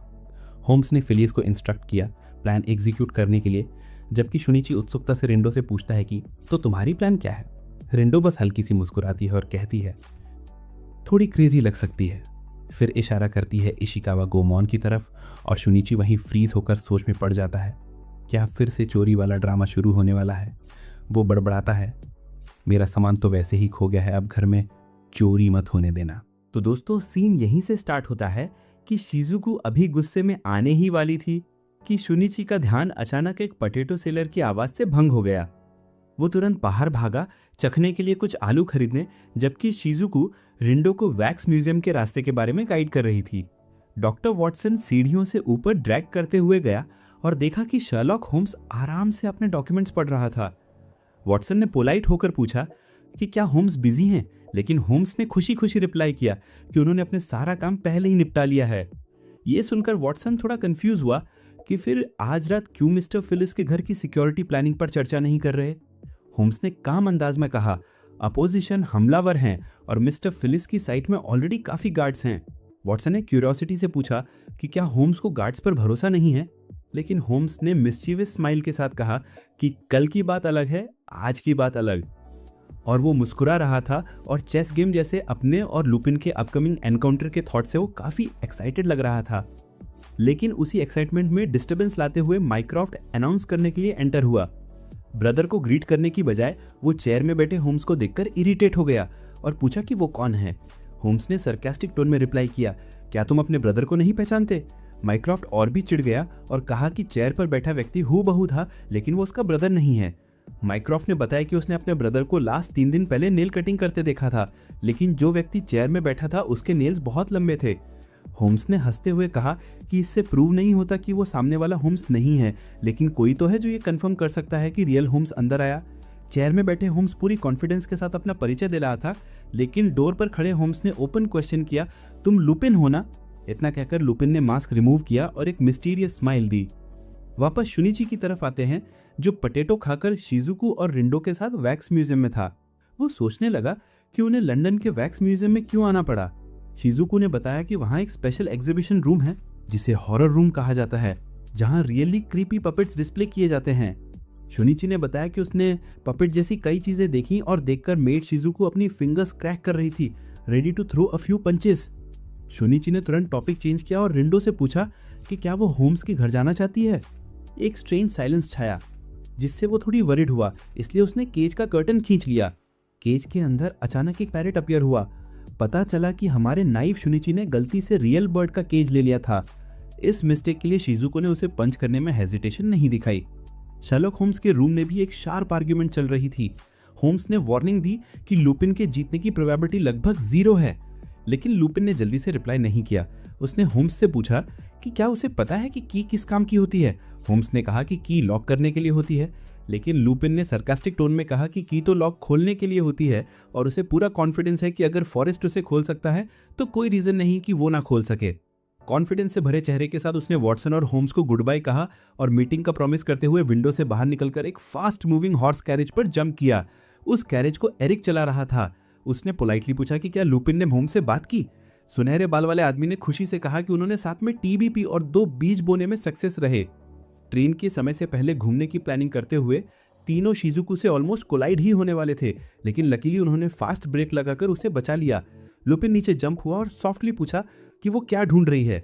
शिजुको ने ब्लैंक एक्सप्रेशन में पूछा कि क्या उसने कोई केज देखा है और नेगेटिव रिप्लाई मिलने पर पोलाइटली वहां से चली गई। लेकिन लुपिन ने उसे जाने नहीं दिया। वो उसके पीछे पीछे चला और उसे कैरेज में बिठा लिया और तीनों साथ साथ चले। एरिक कैरेज चला रहा था। शुनिची भी केज ढूंढ रहा था कि अचानक उसकी मुलाकात एनी से हुई, जो एक इंटरव्यू के लिए जा रही थी। होम्स के ग्रुप में वापस आकर उन्होंने एरिक को एक स्ट्रेंज मास्क में देखा। तुरंत अंदाजा लगाया कि एरिक शायद ओपेरा हाउस के घोस्ट में से एक होगा, लेकिन एग्जैक्ट पता नहीं था कौन सा ओपेरा हाउस। माइक्रॉफ्ट और वॉटसन काफी क्यूरियस थे कि लुपिन होम्स से मिलने क्यों आ रहा है। होम्स ने रिप्लाई किया कि जेंटलमैन का यही रूल है कि कोई भी अपनी एक्टिंग के बारे में झूठ नहीं बोलता। माइक्रॉफ्ट ने होम्स को इंश्योरेंस कंपनी के 2 एजेंट से सावधान रहने की वार्निंग दी। उनका उद्देश्य वास्तव में जेम्स प्रोटेक्ट करना नहीं, बल्कि मॉन्स्टर्स को एलिमिनेट करना था। वो इस वॉल्ट को टारगेट कर रहे थे जो अंदर के जेम को नहीं बल्कि वेयरवुल्व्स को सप्रेस कर सकती है। लेटर वे बॉक्स रिट्रीव करने के लिए चेस करेंगे, फिर भी लुपिन ही गिल्टी ठहराया जाएगा। यह प्लान सुनकर होम्स को कॉन्फिडेंस था कि वो जेम वापस ले ही लेगा, लेकिन जाते समय माइक्रॉफ्ट ने साफ पूछा कि क्या वो बारिशु यूज करेगा। एक ट्रिकी सिचुएशन में वॉटसन और होम्स ने सोचा कि क्या वो उन दोनों ईस्टर्न एजेंट्स पर ट्रस्ट कर सकते हैं। सिचुएशन को ध्यान में रखते हुए कि वे दोनों इंश्योरेंस एजेंट्स द्वारा मार दिए जाएंगे, होम्स को रिंडो की इमॉर्टैलिटी याद आई। तभी रिंडो का केज पकड़े हुए व्यक्ति उसे देखकर शॉक्ड हुआ और उसका सर सीधा सड़क कर गिरा दिया। अचानक एक कैरेज फास्ट आई और उसका सर क्रश करके 2 पार्ट्स में कर दिया। पहले से मौजूद 2 छोटे चोर वापस आए और देखा कि रिंडो का सर 2 पार्ट्स में हो गया है। रिंडो ने उनसे सॉफ्टली राइड के लिए पूछा, लेकिन दोनों ने कॉन्स्पिरेटोरियल फेसेस बनाकर उसे कैरेज में फोर्सफुली चढ़ा लिया। उसी समय शिजुको की कैरेज वहां से गुजर रही थी। कैरेज के पीछे अपनी मिस्ट्रेस का हेड रोलिंग देखते हुए शिजुको, लुपिन और एरिक ने उसका पीछा करने के लिए टर्न लिया। इस दौरान शुनिची और एनी अभी अभी एम्प्टी केज के पास पहुंचे। जैसे ही हमारे हीरो ने रिंडो का सिर ले जाने वाली कैरेज और शिजुको की कैरेज को पीछे भागते देखा, वो जल्दी से एक छत पर जंप कर गया ताकि दोनों का पीछा कर सके। एनी भी रेस में शामिल होने के लिए तुरंत एक ओल्ड मैन की बाइसिकल बोरो कर ली। कुछ ही देर बाद शुनिची ने उसे कैच किया और सीधे थीफ की कैरेज पर जंप कर रिंडो को वापस केज में डाल दिया। जैसे ही शिजुको की कैरेज वहां पहुंची, दोनों छोटे थीव जमीन पर गिर पड़े। जब मजिशियन शिजुको का फेस देखा तो दोनों थीव्स अपनी लूट छोड़कर बस अपनी जान बचाने के लिए भाग खड़े हुए। एनी ने बाइसिकल चलाकर वहां आकर रिंडो का केज थामने में मदद की। रिंडो ने लुपिन की तरफ देखा और पूछा कि वो कौन है, लेकिन लुपिन ने कहा कि उसका नाम बताने लायक नहीं है। हालांकि होम्स जैसी पोशाक पहने इमॉर्टल ने तुरंत गेस कर लिया कि वो लुपिन है, बिल्कुल वैसे ही जैसे लुपिन ने वहां मौजूद लोगों के नाम सुनकर अंदाजा लगाया था कि वे बर्ड केज वाले मैसेंजर्स हैं। लुपिन ने मिस्टीरियसली मुस्कुराते हुए कहा, आज वाकई इंटरेस्टिंग दिन था। 2 स्पाइस से मिलना और एरिक का इंट्रोडक्शन भी कर दिया। उसने रिंडो के बगल में खड़े 2 लोगों, मजिशियन शिजुको और डीमन स्लेयर शुनिची के बारे में पूछा। शुनिची ने फुल कॉन्फिडेंस के साथ कहा कि डीमन स्लेयर लुपिन से भी ज्यादा पावरफुल है। ये सुनकर एरिक ने रेनबो कलर्ड मार्बल से भरा एक बैग फेंक दिया। लुपिन ने शुनिची के साथ खेलते हुए तुरंत आगे बढ़ा, लेकिन हमेशा की तरह मार्बल्स फेंकने के बजाय वो मार्बल्स पर स्लाइड करते हुए उन्हें स्किलफुली कंट्रोल कर रहा था और शुनिची पर अटैक करने के लिए एडवांस हुआ। शुनिची सोच रहा था कि वो हमेशा की तरह आसानी से गिर जाएगा, लेकिन जैसे ही वो जवाब देने वाला था, लुपिन ने उसके सिर पर 3 मार्बल्स मार दिए। इस पेल थीफ ने एक ऐसा पंच भी मारा कि शुनिची वहीं गिर पड़ा। लुपिन हल्के से मुस्कुराया और रिंडो को वार्निंग दी कि अब इसमें इन्वॉल्व ना हो, फिर कैरेज में बैठकर चला गया। लेकिन डरने के बजाय रिंडो और भी ज्यादा कॉन्फिडेंट हो गया और फोर्जा के घर जाके कहा कि ये आने वाले तमाशे की तैयारी है। होम्स और बाकी गार्ड्स के साथ बेसमेंट जाने के बजाय रिंडो की टीम ने वॉच टावर पर सर्वेलेंस करने का डिसीजन लिया। इंश्योरेंस कंपनी के 2 एजेंट्स ग्राउंड लेवल सिक्योरिटी चाहते थे, लेकिन होम्स ने तुरंत उनका मजाक उड़ाया और पूछा कि क्या ऐसा करने से लुपिन के लिए पत्थर ले जाना आसान हो जाएगा। दोनों एजेंट्स ने जोर दिया कि वे सिर्फ प्रॉपर्टी प्रोटेक्ट करना चाहते हैं और फिर वहां से चले गए। मिस्टर फिलिस से कंफर्म करने के बाद गार्ड्स ने बेसमेंट का डोर लॉक करना शुरू किया। 5 लोग बॉक्स के चारों ओर बैठ गए। चोरी के शेड्यूल टाइम से लगभग 50 मिनट पहले मेन हॉल से एक लाउड नॉइस आई, जिसने कई गार्ड्स का ध्यान खींचा। बेसमेंट में होम्स ने अपनी गन निकाली और सभी डोर लॉक्स पर सीधी गोली मारी। उसे पता था कि लुपिन किसी भी लॉक को आसानी से खोल सकता है, इसलिए अगर लॉक्स ना हो तो वो उन्हें ओपन ही नहीं कर पाएगा। 10:55 पर टेंशन पीक पर थी और मिस्टर फिलिस ने वॉटसन और होम्स से वॉल्ट को अपने हाथों से होल्ड करने को कहा। घड़ी की टिकिंग के बीच 11 बज चुके थे। एक अर्थक्वेक ने पूरे रूम को शेक कर दिया और वेंटिलेशन होल से पानी नीचे फ्लो करने लगा। होम्स कंफ्यूज था, ना भाग सकता था, ना वॉल्ट को पानी के नीचे बचा सकता था। होम्स लुपिन की लॉक पिकिंग स्किल्स के जाल में फंस गया और अब वो उस रूम से बाहर नहीं निकल सकता था, जो धीरे धीरे कोल्ड वाटर से भर रहा था। गार्ड्स दौड़े और दोनों इंश्योरेंस एजेंट से बेसमेंट डोर तोड़ने में मदद मांगी। रेनियो ने नंबर 1 को अपॉइंट किया। नंबर 7 फैटिमा को नीचे भेजा गया हेल्प करने के लिए, जबकि वो मिशन कंटिन्यू करने के लिए वहीं रुकी रही। नंबर 5 ने एरोज शूट किए जो स्ट्रॉन्ग डोर को पियर्स करके बड़े होल्स बन गए, जिससे पानी बाहर निकल सका। ट्विस्टेड गेट गिर गया और रूम का सारा पानी ड्रेन हो गया, जिससे अंदर मौजूद लोगों की जान बच गई। जब रूम से पानी निकल गया तब तक बॉक्स गायब था और रात के ठीक 11:30 बज चुके थे। ये मास्टर थीफ के खिलाफ इंस्पेक्टर की 11वीं हार थी। इस डेडलॉक में फातिमा ने सजेस्ट किया कि अगर वे ब्रिज का रास्ता ब्लॉक कर दें तो शायद उन्हें लुपिन पकड़ने का चांस मिल सके, क्योंकि इतने सील्ड रूम में मास्टर थीफ अभी तक एस्केप नहीं कर पाया होगा। टीम ब्रिज क्रॉस कर गई जबकि होम्स अभी भी डीप थिंकिंग में डूबा हुआ था। लिविंग रूम में सभी लोग वार्म ब्लैंकेट्स में रैप्ड थे। तभी अचानक होम्स ने इंस्पेक्टर को नीचे गिरा दिया और उसे हैंड कफ कर दिया। सब शॉक थे जब होम्स ने बताया कि यह फैट इंस्पेक्टर ब्रिज पर बहुत लाइटली वॉक करता है क्योंकि उसका स्टमक फेक है। फेक इंस्पेक्टर को यह जानकर शॉक लगा कि होम्स उसे पहचान सकता है, जबकि उसने शुरू से ही अपने नोज और चिन छिपा रखी थी। होम्स ने उसे यह भी डिसीव किया कि डायमंड अभी भी वॉल्ट में है, लेकिन असल में रियल वॉल्ट सुबह मेड द्वारा ले ली गई थी और डायमंड वॉटसन की पॉकेट में रखी मेडिसिन बॉक्स में थी। वॉटसन ने अपनी पॉकेट चेक की, लेकिन वियर्डली मेडिसिन बॉक्स नहीं बल्कि लुपिन के हाथ में थी। ब्यूटीफुल थीफ ने हाथ हिलाया और रूम गोल्डन लाइट से जगमगा उठा। वो अपने असिस्टेंट एरिक से मिलने के लिए ग्लास ग्रीन हाउस में भागा, जिसके हाथ में सिल्वर वॉल्ट थी। इस बीच शुन्निची अभी भी इशिकावा गोमुन की कहानी सुना रहा था, द नोटोरियस थीफ जिसे बॉयल करके मार दिया गया था, जिसके कारण उसके ब्रदर्स ने शहर में सबके यूटेंसिल्स चुराकर रिवेंज लिया। एक पॉटरी सेलर अपने यूटेंसिल्स चोरी होने के डर से अंदर सोया नहीं और थीव्स को पकड़ लिया। और बिल्कुल उसी स्टोरी की तरह जब सिल्वर वॉल्ट ओपन हुई, वहां रिंडो का हेड पड़ा था और चिल्ला रहा था, वे आ गए हैं। इसी समय हमारे हीरो ने भी सिचुएशन समझी और सीधे उन 2 ब्यूटीफुल थीव्स पर अटैक किया। पता चला कि दोपहर में लुपिन ने एनी को केज मैसेंजर समझ लिया था, इसलिए उसने सोचा भी नहीं कि वॉल्ट में फिट हो सकती है। लुपिन की मिसअंडरस्टैंडिंग भांपकर रिंडो ने शुन्निची को हार का एक्ट करने का निर्देश दिया। अब लुपिन मुश्किल में था, 1 के खिलाफ 2 की लड़ाई। एरिक चारों पैर भागा, लेकिन एक और डेंजरस पर्सन के आने से सिचुएशन और ट्रिकी हो गई। उसने मन ही मन सोचा कि एक मास्टर थीफ, 2 मॉन्स्टर्स और एक डायमंड, हर एक के लिए एक स्ट्राइक और डायमंड छीन लिया जाएगा। सडनली एक और बॉम्ब एक्सप्लोड हुआ, ब्रिज कोलैप्स हो गया और सब ट्रैप्ड हो गए। लुपिन ने तुरंत क्लैरिफाई किया कि ये उसका काम नहीं था। बेशक ये लुपिन का नहीं था, बल्कि उस ओल्ड मैन के नेतृत्व में एक गैंग था जिसके हाथ में एम शेप्ड स्टाफ था। उन्होंने तुरंत गार्ड्स के एक ग्रुप को मार गिराया, जिससे बाकी लोग पैनिक में भाग खड़े हुए। झुमके पहने brother Alistair, lady Camilla, Victor और जैक से बना ये गैंग स्टाफ लिए ओल्ड मैन के पीछे पीछे फाइट में उतर गया। उन्होंने पूरे गार्ड्स की कतार को बर्बाद कर दिया। इस इविल गैंग ने अपने काम बहुत क्लियरली डिवाइड किया था। जैक ईस्ट में, विक्टर वेस्ट में और प्रोफेसर बैटन, एलिस्टर और कैमिला डिकॉइज बनकर। जैसे ही गैंग ने अपनी प्लान फॉलो करना शुरू किया, सिर्फ एलिस्टर और कैमिला ही बाकी बचे। गार्ड्स का एक और ग्रुप आया और उन्हें वार्न किया। उनकी बात खत्म होने से पहले ही दोनों ने पूरी स्क्वाड को खदेड़ दिया। कैमिला अपनी ड्रेस पर ब्लड स्टेन्स देखकर डिस्टर्ब थी। हालांकि वो एक वैम्पायर थी। उसने एलिस्टर को वेस्ट मिशन सौंपा, जबकि वो खुद ईस्ट में मैसेकर करने के लिए चली गई। कुछ ही स्टेप्स में कैमिला ने एक मेड को कॉर्नर में ट्रिम्बलिंग करते हुए देखा। कैमिला ने सिग्नल दिया कि वो उसे डाइंग प्लेजर तक महसूस कराएगी। उसने धीरे से उसकी नेक आटी और खून पीती रही जब तक कि मेड कोलैप्स नहीं हो गई। शुनिची के साथ उसी रूम में लुपिन ने इमीडिएटली रियलाइज किया कि कोई इल्लीगली मैंशन में इंट्रूड कर गया है, लेकिन ना तो शुनिची और ना ही रेनहो को इससे फर्क पड़ा। वे दोनों जैसे हंग्री टाइगर्स एक दूसरे पर टूट पड़े। रेनहो ने सीधे लुपिन पर स्वॉर्ड तानी, लेकिन लुपिन ने उसे सटल तरीके से चकमा दे दिया, जिससे शुनिची वहीं फ्रोजन रह गया। लेकिन अपनी मास्टरफुल मार्शल आर्ट स्किल से हमारे हीरो ने तुरंत जंप लगाई और रेनहो को इतनी जोर से किक मारी कि वो दूर गिर पड़ा। रेनहो पीछे हटना नहीं चाहता था। उसने तुरंत अपनी स्पीड रीगेन की, स्वॉर्ड उठाई और फिर से अटैक किया। शुनिची को याद आया कि आज रात का मेन कैरेक्टर तो लुपिन है। रेनहो को भी याद आया और वो लुपिन और डायमंड पर हमला करने के लिए दौड़ पड़ा। क्लेवर लुपिन ने डायमंड आगे बढ़ाया जैसे सब खत्म हो गया हो, लेकिन तभी उस गोल्डन हेयर्ड मास्टर थीफ ने डायमंड को सीधे सीलिंग में बने होल से फेंक दिया। डायमंड सीलिंग पर रोल करता रहा, जबकि लुपिन अपनी मूव से खुश होकर एस्केप कर गया, रेनहो और शुनिची उस प्रेशियस जेम का पीछा करते हुए। उसी समय होम्स और वॉटसन भी वहां पहुंचे, लेकिन रिंदो ने मजाक में कहा कि वो पहले ही एक कदम स्लो हैं। होम्स ने उन्हें 5 इंट्रूडर्स के गैंग के बारे में बताया और रिंदो ने भी ज्वाइन करने की इच्छा जताई, क्योंकि वो गैंग के बारे में जानती थी। एरिक छिपा हुआ था, लेकिन नंबर 7 फातिमा ने उसे डिस्कवर कर लिया। ये फैंटम ब्रदर भी टारगेट पर था और अगर वो खुद को रिवील भी ना करता, फातिमा अपने डिवाइन क्रॉसबो से उस पर अटैक करती। एरोज बियरली मिस्ड, डार्क में विज करते हुए, जबकि एरिक ने स्किलफुली उन्हें डॉच कर लिया।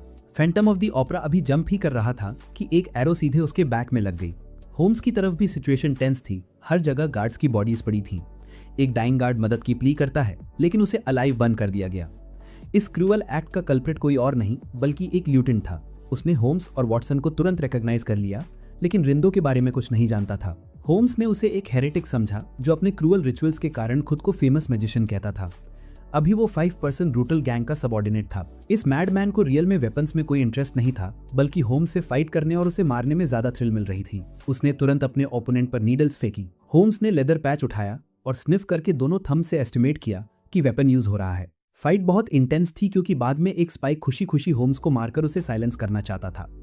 ईस्ट में एक uncle like spy lady Camilla से मिला और उसे एक कॉपर कैंडी दी। वुमन ने ब्रोकन कॉपर कैंडी एक वूंड के साथ लौटाई जो जल्दी हील हो गया। जब लगा कि अंकल की फेट डिसाइड हो चुकी, मैजिशियन शिजुकू दौड़कर आया और उस वुमन को किक मारा। शॉर्ट इंट्रोडक्शन के बाद एक्सप्रेशनलेस शिजुकू ने अंकल से पूछा कि क्या उसने एरिक नाम का फैंटम देखा है। नो सुनते ही उसने तुरंत परमिशन मांगी लीव करने के लिए, लेकिन क्वेरलसम वुमन ने उसे रोक दिया। हालांकि शिजुकू ने पोलाइटली लीव रिक्वेस्ट किया क्योंकि उसे फैंटम को ढूंढने के लिए रिंदो के ऑर्डर फॉलो करने थे। कैमिला ने रिंदो को भी थ्रेटन किया, जिससे शिजुकू के लिए फाइट में इन्वॉल्व होना अनिवार्य हो गया। हाइस डायमंड के बारे में जैसे ही लुपिन ने उसे कैच किया, रेनहो और शुनिची खुद को रोक नहीं पाए और हवा में ही एक दूसरे पर अफेक्शनेट पंचेस और किक्स बरसाने लगे। मार्शल आर्ट्स के एक राउंड के बाद डायमंड शुनिची के मुंह से निकलकर प्रेयर रूम के डार्क कॉर्नर में रोल कर गया। लुपिन शुनिची के साथ उसी रूम में एंटर हुआ और अनप्लेजेंट रेनहो से डील करने के लिए एक ट्रूस रिक्वेस्ट किया।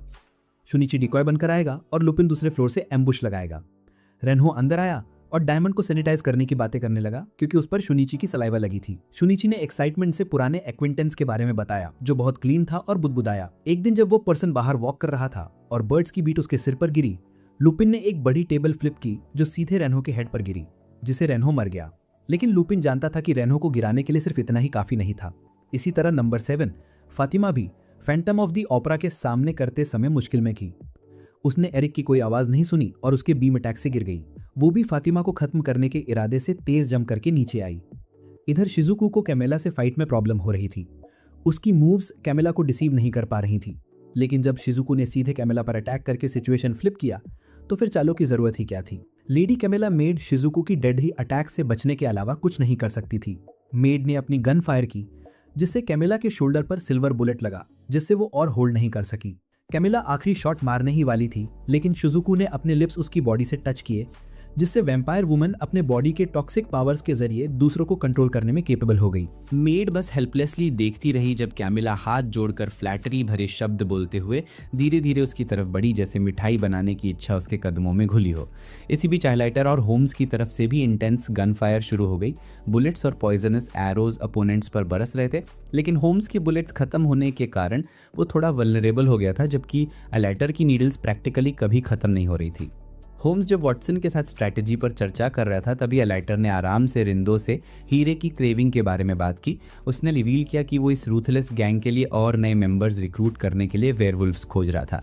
रिंदो ने अपने मिसिंग बॉडी का जिक्र किया और अलाइटर ने साफ कहा कि उसका बॉडी अब उनके ऑर्गेनाइजेशन में है। इससे पहले कि रिंदो कुछ और कह पाता, होम्स बारित्सु स्किल के साथ अलाइटर पर अटैक करने के लिए दौड़ पड़ा। अलाइटर अपने ही पॉइजन में सेल्फ इन्फ्लिक्टेड हुआ और इस बाइटिंग पार्ट से बच नहीं सका। होम्स मौका देखकर उसे खत्म करने ही वाला था कि अचानक दीवार गिर गई। प्रेयर रूम की सीलिंग वाला आदमी नंबर 5 फातिमा के साथ नीचे गिरकर अपनी कलीग नंबर 7 रेनहो से कोलाइड हो गया। फातिमा और एरिक के आने से सीन और भी क्राउडेड हो गया और तभी भाई जैक खिड़की से अंदर कूद पड़ा। जैक की स्पेशल एबिलिटी के कारण ऐसा लग रहा था जैसे सभी खून के तालाब में डूब रहे हों। बिना वार्निंग के उसने फातिमा पर कई लीथल ब्लोज टारगेट किए। रेनहो भी दीवार से मजबूती से चिपके हुए थे और इसे एक ब्लो सहना पड़ा। इस केओस को देखकर लुपिन और एरिक ने डायमंड को टाइट पकड़ने की हिम्मत नहीं की, बल्कि क्विकली पीछे हट गए, जिससे शुनिची वहीं जैक का सामना करने के लिए रह गया। इसी टाइम रिंदो उस आदमी से फिर मिली जिसने उसका बॉडी चुरा लिया था। वॉकिंग स्टिक लिए बुजुर्ग जेम्स मोरियार्टी। वो केट से ही सब जानता था। उसके साथ आए 2 लोग। अमर का बॉडी उसके पास था और उसे वापस करने का कोई इंटेंशन नहीं था, क्योंकि ये एक प्राइसलेस स्पेसिमेन था। 8 साल बाद उसने एक नया क्रिमिनल ऑर्गेनाइजेशन स्थापित किया जिसमें वो दुनिया के रेयरेस्ट मॉन्स्टर्स को इकट्ठा कर रहा था। बड़े विजेता ने तुरंत एक चेयर मोरियार्टी के लिए रखा ताकि वो आराम से बैठकर अपने ब्रूटल करियर को रीस्टार्ट करने के कारणों को एक्सप्लेन कर सके। उसका एक फॉर्मर स्टूडेंट उसके बॉडी में मॉन्स्टर्स ट्रांसप्लांट करना चाहता था ताकि उसे ह्यूमन से बेटर स्ट्रेंथ मिले, और ये पर्सन कोई और नहीं बल्कि जैक द रिपर था, जो अभी हमारे हीरो से फेस ऑफ कर रहा था। अपना इंट्रोडक्शन देते ही दोनों में हैंड टू हैंड कम्बैट शुरू हो गया। जैक को भी रियलाइज़ हुआ कि वो शुनिची से पहले कहीं मिल चुका है। दूसरी तरफ जेम्स ने गर्व से अपनी इनह्यूमन एक्सपेरिमेंट्स का जिक्र किया। वो जापान में 2 रेयर क्रिएचर्स मॉन्स्टर्स और इमॉर्टल बीइंग्स हंट करने आया था। मॉन्स्टर्स के केस में उसने सक्सेसफुली हाइब्रिड मॉन्स्टर्स ट्रांसप्लांट किए। हालांकि ज़्यादातर स्पेसिमेंस सर्वाइव नहीं कर पाए, लेकिन एक्सपेरिमेंट्स जैक की फिजिकल स्ट्रेंथ बूस्ट करने में सक्सेसफुल रहे। फिर उसे यूनिक इमॉर्टल क्रिएचर रिंदो मिला और उसका बॉडी जैक में ट्रांसप्लांट किया गया। लेकिन क्योंकि रिंदो मूलतः आर्टिफिशियल क्रिएचर था, उसे फुल इमॉर्टलिटी नहीं मिली, केवल एनहांस्ड इम्यूनिटी। इसके बाद उसने जैक में वैम्पायर ट्रेट सक्सेसफुली ट्रांसप्लांट किए, जिससे उसे रीजेनरेटिव पावर्स और हाइटेंड सेंसेस मिली। इस पॉइंट पर सभी समझ गए थे कि वो क्यों वो डायमंड ढूंढ रहा था जो वेयरवुल्फ्स को अट्रैक्ट करे। प्रेजेंटली जैक जैसे आइडियल मॉन्स्टर के सामने वो ऑलमोस्ट अनबीटेबल था और हमारे हीरो के लिए उसका सामना करना बहुत टफ हो रहा था। डिस्पाइट ऑल एफर्ट्स, जैक ने शुनिची का हैंड टीयर कर दिया, जिससे उसका एक अटैक स्टॉप हो गया। शुनिची को जीत की उम्मीद की एक स्पार्क दिखी, लेकिन फिर भी जैक ने उसे एफर्टलेसली कई मीटर्स दूर फेंक दिया। जैक को शुनिची की याद आई क्योंकि उसके हैंड वुंड ने स्पेसिमेन नंबर 9 शुनिची को ठीक नहीं किया। सर्जरी के बाद सर्वाइव करने वाला एकमात्र व्यक्ति शुनिची था, जिसने जैक को डिस्टॉर्टेड ओल्ड मोरियार्टी का असिस्टेंट पहचान लिया।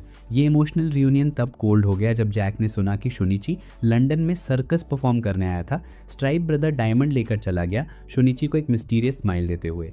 शिजुको अभी भी डिस्टॉर्टेड वैम्पायर वुमन द्वारा टीज की जा रही थी। जब वुमन डिस्ट्रैक्टेड थी, शिजुको ने क्रॉस के साथ उसके साइड में नाइफ गाड़ दिया, जिससे फाइट फिर से टेंस हो गई। लेडी कैमेला फ्यूरियस थी और शिजुको को फिनिश करना चाहती थी, जो अपनी फाइटिंग कैपेबिलिटी खो चुका था। जैसे ही लाल फायरवर्क्स ने स्काई लाइट किया, ये सिग्नल था कि जैक ने स्टोन हासिल कर लिया है। पूरा ऑर्गेनाइजेशन अपने लीडर जेम्स के साथ मैंशन से बाहर निकल गया, जो हंसते हुए नाइट पार्टी ऑर्गेनाइजेशन का इंट्रोडक्शन देते हुए बोला कि ये उनके लिए ऑनर की बात है। सब कुछ खत्म होने के बाद सभी मिस्टर फिलियस के लिविंग रूम में गैदर हो गए। शुनिची बाइडली इंजर्ड था, लेकिन शिजुको को देखकर मुस्कुराया, जो मैजिक पॉइजन से ग्रस्त था और एम्बैरेस्ड फील कर रहा था।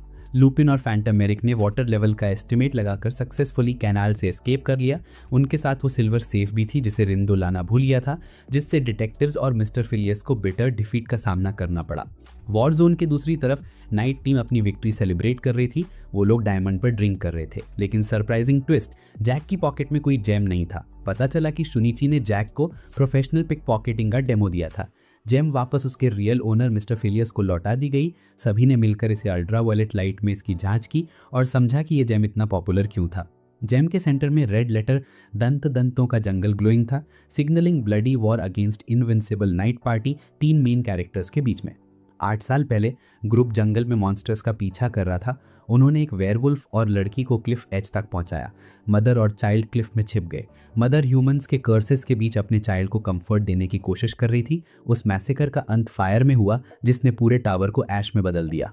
अंदर की तस्वीर कुछ ऐसी थी जैसे एक माँ अपने बच्चे को गले लगाए हुए हो और उसे प्रोटेक्ट कर रही हो। उसकी आंखों में घृणा और डर दोनों ही झलक रहे थे। उसी समय हमारे शुनिची और 2 खूबसूरत महिलाएं ईस्टर्न जर्मनी की ओर जा रही थीं। उनका रास्ता विलेनडॉर्फ गांव की तरफ था, जिसका नाम सुनते ही लगे जैसे दूर से किसी की चीख सुनाई दे रही हो। रिंडो को भी अंदाजा था कि जेम्स का ऑर्गेनाइजेशन भी इसी गांव की तरफ बढ़ रहा है। शुनिची ने उत्सुकता से पूछा, क्या तुम्हारा कभी वेयरवुल्फ से सामना हुआ? रिंडो ने कामली बताया कि उसकी इनकाउंटर 150 साल पहले एक वेयरवुल्फ से हुई थी। लेकिन सबकी सोच के उलट ये वेयरवुल्फ्स वाइल्ड बीस्ट नहीं, बल्कि एक्सट्रीम ही इंटेलिजेंट क्रीचर्स थे। वो ह्यूमन से कम्युनिकेट कर सकते थे और हाइड होने में भी माहिर थे। उनके 3 फॉर्म्स थे, ह्यूमन, बीस्ट और बीस्ट ह्यूमन हाइब्रिड, और ये किसी भी फॉर्म में आसानी से ट्रांसफॉर्म हो सकते थे। ह्यूमन फॉर्म में वो नॉर्मल ह्यूमन से ज़्यादा अलग नहीं दिखते थे और सिंपल नाइफ से हमला किया जा सकता था। इस पर शुनिची ने तुरंत क्यूरियोसिटी भरे सवाल के साथ पूछा, क्या कोई ऐसा फॉर्म है जिससे उन्हें नॉर्मल नाइफ से नहीं मारा जा सके? रिंडो ने जवाब दिया कि हाँ, बीस्ट ह्यूमन फॉर्म में उनकी सेंसेस सुपर शार्प होती हैं और वो बेयर्स जितने बड़े हो सकते हैं। उनकी स्किन स्टील जैसी हार्ड होती है और बुलेट्स भी पेनिट्रेट नहीं कर पाती। उनकी हंटिंग इंस्टिंक्ट्स इतनी स्ट्रांग होती हैं कि वे अपने टारगेट्स का पीछा दुनिया के कोने कोने तक कर सकते हैं। शुनिची वेयरवुल्फ्स की ताकत देखकर इम्प्रेस्ड हुआ। उसने सोचा, क्या इनके भी कुछ वीकनेसेस हैं? रिंडो ने एक मुस्कान के साथ कहा, शायद प्याज, क्योंकि भेड़िए भी डॉग्स की तरह होते हैं। चलते चलते उनकी मुलाकात एक व्हाइट हेड ओल्ड मैन से हुई, जो लुइस नाम की लड़की को खोज रहा था। शुनिची ने जब ग्रीटिंग किया तो बूढ़ा हेनेमैन ज़्यादा फ्रेंडली नहीं था और अपनी गन निकालने ही वाला था। लेकिन जैसे ही उसे पता चला कि ये लोग मॉन्स्टर इन्वेस्टिगेटिंग डिटेक्टिव्स हैं, उसने तुरंत मदद मांगने की कोशिश की। गांव में एक लड़की को एक वेयरवुल्फ ने एब्डक्ट कर लिया था। विलेनडॉर्फ में प्रवेश करते ही डिटेक्टिव टीम का स्वागत मिक्स्ड रिएक्शन से हुआ, कॉशियस और थोड़ा अनईजी। विलेंडॉर्फ एक पुअर विलेज था, न कोई स्कूल न कोई हॉस्पिटल और गेस्ट्स भी कम ही आते थे। गांव की सबसे यूनिक चीज़ बस एक शानदार वाटरफॉल थी। रिंडो ने गांव में मिसिंग पर्सन के बारे में पूछा, लेकिन ऐसा लग रहा था कि ओल्ड मैन ने जैसे कई लोग पहले शिजुको को रिंडो समझ लिया। धीरे धीरे उन्होंने गांव के हेड की सबसे बड़ी बेटी नाडिया 15 की कहानी बताई। वो स्प्रिंग सीजन में लापता हो गई थी। अगले दिन उसकी बॉडी जंगल में गंभीर डिफॉर्मिटीज के साथ मिली। सभी ने कंक्लूड किया कि नॉर्मल वुल्व्स ऐसी ट्रेजेडी नहीं कर सकते, और यहीं से ये कहानी और सस्पेंसफुल हो जाती है। ये कोई वेयरवुल्फ ही हो सकता था। ठीक 4 महीने बाद उसी फेरीमैन की बेटी फिन भी गायब हो गई और उसकी लाश बहुत बैडली इंजर्ड मिली। फिर 4 महीने बाद एक फ्लोर मिल वर्कर की 13 साल की बेटी का भी यही फेट हुआ। तीनों ही इंसिडेंट्स रेनी नाइट्स में हुए थे, जब विक्टिम्स अपने घरों से बाहर निकले। और सबसे रीसेंट केस था लुइस का। वो पूरी रात चीखती रही, अपने पेरेंट्स से मदद की डिमांड करती रही। उसके पिता गस्ताव ने दरवाज़ा तोड़ने के लिए गन यूज़ की, लेकिन तब तक बहुत देर हो चुकी थी। लड़की गायब थी, बेड पर एक बड़ा ब्लड पूल और ब्रोकन विंडो छोड़कर। अजीब बात यह थी कि कल रात बारिश नहीं हुई थी। इन इवेंट्स के बाद गांव में र्यूमर्स फैल गए कि यहाँ एक वेयरवुल्फ हाइड कर रहा है, जैसा पहले भी होता रहा। रिंडो सोच रही थी, क्या पहले भी कोई ऐसी प्रेसिडेंट रही? ओल्ड हैनेमैन ने धीरे धीरे बताया कि 8 साल पहले गांव में एक वेयरवुल्फ था। उसने विलेजर्स के कोऑपरेशन से उसे किसी के हार्म होने से पहले ही भगा दिया। चर्च में क्लैक नाम के आदमी को बुलेट्स मारने की और बीटिंग की आवाज़ें गूंज रही थी। अनसर्टेनिटी थी कि वो कोई वेयरवुल्फ हो सकता है, वो कोई आउटसाइडर था। लकीली इसी स्ट्रगल के बीच ओल्ड हैनेमैन और डिटेक्टिव टीम वहां पहुंचे। शुनिची ने अपना इंट्रोडक्शन रिंडो में दिया। चर्च में लोग क्यूरियस थे कि केज के पर्दे के पीछे क्या है। रिंडो ने उन्हें केज खोलने से रोका क्योंकि क्राउड डर सकता था, लेकिन क्यूरियोसिटी ओवर पावर हो गई और केज खुद ही खुल गया। एवरीवन एक्साइटेड था, स्पेशली गस्टाफ, जो रिंडो को मारने के लिए गन निकालने वाला था। रिंडो एक हल्की मुस्कान के साथ बोली, गन नीचे रखो और मैं ये सीरियल मर्डर केस सॉल्व कर दूंगी। बीमार लेकिन स्मार्ट लड़की लुइस के घर पहुंचकर उन्होंने उसका बेडरूम देखा। सब कुछ तहस नहस था, जैसे अर्थक्वेक आया हो। रिंडो ने एस्टिमेट किया कि किलर चिमनी से घुसा होगा, क्योंकि पेरेंट्स ने लास्ट नाइट स्टोव यूज नहीं किया था। लेकिन चिमनी का एंट्रेंस इतना नैरो था कि कोई इजीली नहीं निकल सकता, और अगर कोई वुल्फ होता, फुटप्रिंट्स पीछे छोड़ने के अलावा एंट्री भी हार्ड होती। रिंडो ने इंपल्सिव कंक्लूजन अवॉइड किया और हैनेमैन से पिछले अटैक्स के टीथ मार्क्स कंपेयर करने को कहा। उसने शिजुको से सूटकेस से एक बॉल शेप्ड ऑब्जेक्ट भी लाने को कहा। जैसे ही रिंडो मुड़ी, उसने मदर से इंटरव्यू किया। लड़की व्हीलचेयर पर बैठकर खुद उतर सकती थी। मदर ने रात में उसे बेड में रखा और विंडो के एक पार्ट को क्लोज कर दिया था। ब्रोकन विंडो पहले से रिपेयर थी और उसे रीओपन नहीं किया जा सकता था। जैसे ही मदर ये बता रही थी, शिजुको आया। उसने रिंडो को दिखाया कि सीलिंग पर कोई फुटप्रिंट्स नहीं थे, कंफर्मिंग कि किलर विंडो से भागा। इसी समय रिंडो चिमनी के नीचे देख रही थी। शिजुको ने वहां से एक पिल्लो नीचे गिरा दिया। शुनिची ने अपने बिलवेड सॉइल स्टेन्ड पिल्लो को दयनीय नजरों से देखा और रिंडो से कहा कि उसे ब्लेम करना चाहिए, लेकिन रिंडो ने सिर्फ धीरे से धन्यवाद कहा। ओल्ड हैनेमैन भी एक बुक लेकर आया जिसमें ओल्ड वेयरवुल्फ के टीथ मार्क्स थे। दोनों मार्क्स आइडेंटिकल थे, जिससे रिंडो बहुत पजल्ड हो गई और किलर कॉपीकैट है या नहीं ये एनालाइज करना टफ हो गया। लेकिन सबकी एक्सपेक्टेशंस के उलट ये वेयरवुल्फ इंटेलिजेंट था और लुइस को सैक में लेकर जा रहा था। बेड ब्लड स्टेन था, लेकिन पाथ क्लियर था और रूम से कोई ब्लैंकेट मिसिंग नहीं थी, प्रूविंग कि वेयरवुल्फ ने पहले से सैक रेडी किया और पर्पसली रूम को मेसी बनाया, एक्टिंग क्रेजी। रिंडो के एनालिसिस के बाद लुइस के पेरेंट्स और भी ज़्यादा वरीड हो गए, लेकिन अब तक एविडेंस देखने के बाद रिंडो को बताना पड़ा कि लड़की के अलाइव रहने की प्रोबेबिलिटी बहुत लो है। लुइस के पेरेंट्स शॉक और हेल्पलेसनेस में बस देख रहे थे जब तीनों स्लोली विलेज हेड के हाउस की ओर बढ़े। डिस्ट्रेस्ड विलेज हेड ने कहा कि ये विलेज सिर्फ प्रे का प्लेग्राउंड था, जहां hundreds of years ago waterfall के नीचे से लोग क्लिफ पर चढ़कर हंट करते थे। ही वॉज वरीड कि पूरा विलेज खत्म हो जाएगा। रिंडो का ध्यान सिर्फ ये था कि वाटरफॉल के नीचे वेयरवुल्व्स हैं या नहीं। उसने बताया कि लेजेंड के मुताबिक नीचे गुपेनहासे नाम का विलेज था। रिंडो ने पूछा, isn't it the forest of fangs? Village head ने उत्सुकता से पूछा कि क्या वो वेयरवुल्व्स हंट करना चाहते हैं, क्योंकि बिना प्रिपरेशन के नीचे जाना डेडली होगा। दे वर सरप्राइज की डिटेक्टिव टीम ब्लैक डायमंड की लेकर रेडी थी, लेकिन विलेज हेड ने रिफ्यूज किया to show the path to forest of sharp teeth. Rindo ने नेगोशिएट किया, 2 दिन में वेयरवुल्फ ढूंढ लूंगी, तो रास्ता दिखाओ। क्या वो वेयरवुल्व्स हंट करना चाहते हैं, क्योंकि बिना प्रिपरेशन के नीचे जाना डेडली होगा। दे वर सरप्राइज की डिटेक्टिव टीम ब्लैक डायमंड की लेकर रेडी थी, लेकिन विलेज हेड ने रिफ्यूज किया to show the path to forest of sharp teeth. Rindo ने नेगोशिएट किया, 2 दिन में वेयरवुल्फ ढूंढ लूंगी, तो रास्ता दिखाओ। Meanwhile 2 insurance company refs numbers 1, 2, 3, 4, 5, 5, 6, 7, 8, 1, number 4 और 3 भी पहुंचे। रिंडो को पता था कि first victim Nadia village head की ग्रैंड डॉटर थी। उसने हेड से पूछा, क्या आपको लगता है किलर सिर्फ यंग गर्ल्स को टारगेट कर रहा है? हेड ने इंडिफरेंस से कहा कि ऐसा इसलिए है क्योंकि उसे यंग गर्ल्स पसंद थी। रिंडो ने एनालिसिस किया कि किलर का मोटिव सिर्फ फूड नहीं है, क्योंकि वो सीजन और टाइम भी कंसिडर करता है। रिंडो ने विलेज हेड को एक मीनिंगफुल लुक दिया और पूछा, क्या आपको लगता है कि किलर विलेज का ही कोई है? हेड ने तुरंत कहा कि नहीं, विलेजर्स तो नॉर्मल ह्यूमंस हैं, वेयरवुल्व्स तो वेयरवुल्व से ही पैदा होते हैं। विलेज में सिर्फ 3 आउटसाइडर्स थे, डॉक्टर हैनेमैन, इंजीनियर क्लैक और आर्टिस्ट अन्मा। उसने सबको बहुत गौर से ऑब्जर्व किया था। इंसानी रूप में किसी वेयरवुल्फ को पहचान पाना आसान नहीं होता, लेकिन नामुमकिन भी नहीं। बस थोड़ी चालाकी चाहिए, जैसे कानों के पास तेज स्मेल डाल दो या अचानक लाउड साउंड निकाल दो तो वे चौंक जाते हैं और एक पल के लिए अपना असली रूप दिखा देते हैं। 3 प्रवासियों पर उसने यही ट्रिक आजमाई थी, लेकिन वो बिल्कुल नॉर्मल निकले। रिंडो ने गांव के मुखिया की वेयरवुल्फ नॉलेज की तारीफ की और फिर धीरे से बोला कि ये क्रीचर्स बहुत ही खास तरीके से ब्रीड करते हैं। हर जेनरेशन अपने पेरेंट्स से ज़्यादा पावरफुल बनती है, जैसे उनका डीएनए खुद इवॉल्व हो रहा हो। अब क्रॉस या होली वाटर जैसी चीज़ें उन्हें डराने के लिए बेकार थी। उन्हें ख़त्म करने का सिर्फ एक ही तरीका बचा था, जब वो ह्यूमन फॉर्म में हो तो उनकी आंखों या मुंह पर परफेक्ट एम लगाना, वरना कुछ सालों में जब उनका जीनोम पूरी तरह परफेक्ट हो जाएगा तब उन्हें किल करना ऑलमोस्ट इम्पॉसिबल हो जाएगा। और हाँ, वही वेयरवुल्फ माँ बेटी जो पिछले एपिसोड में सिल्वर से नहीं डरी थी, वो इस कहानी के सेंटर में है। लुइस ने गलती से उस बेटी की आइडेंटिटी रिवील कर दी थी और उसी दिन से वो छोटा लुइस गांव का प्रोटेक्टर बन गया, एक तरह का हीरो। मिस्टर क्लैक के घर पर, जहां रोज रह रही थी, जो प्रेग्नेंट थी और 13 साल पहले घर छोड़कर चली गई थी, उसकी ब्यूटी और इंटेलिजेंस ने क्लैक को पूरी तरह दीवाना बना दिया था। स्प्रिंग फेस्टिवल से बस एक दिन पहले रोज ने लुइस को फूल तोड़ती अपनी बेटी समझ लिया। वो पास आई और सॉफ्टली बोली, अगर फूलों की खुशबू तेज लगे तो अपने कान और पूंछ मत दिखाना। लेकिन किस्मत को कुछ और ही मंजूर था, क्योंकि लुइस ने ये बात सुन ली और क्यूरोसिटी में उसने वही चीज़ उस लड़की के साथ रिपीट कर दी। फिर क्या था, सच बाहर आ गया और उसी रात माँ बेटी का पीछा हुआ। दोनों को टावर में जिंदा जला दिया गया। अगले दिन क्लैक ने जांच की और वहां बस 2 जले हुए ह्यूमन स्केलेटन्स मिले। रिंडो ने क्लैक से पूछा कि उसके हिसाब से किलर कौन हो सकता है। क्लैक ने साफ कहा, न मैंने किया न हैनमैन ने। फिर शक गया किसी और पर, एक इमिग्रेंट पर, आर्टिस्ट एम्मा पर।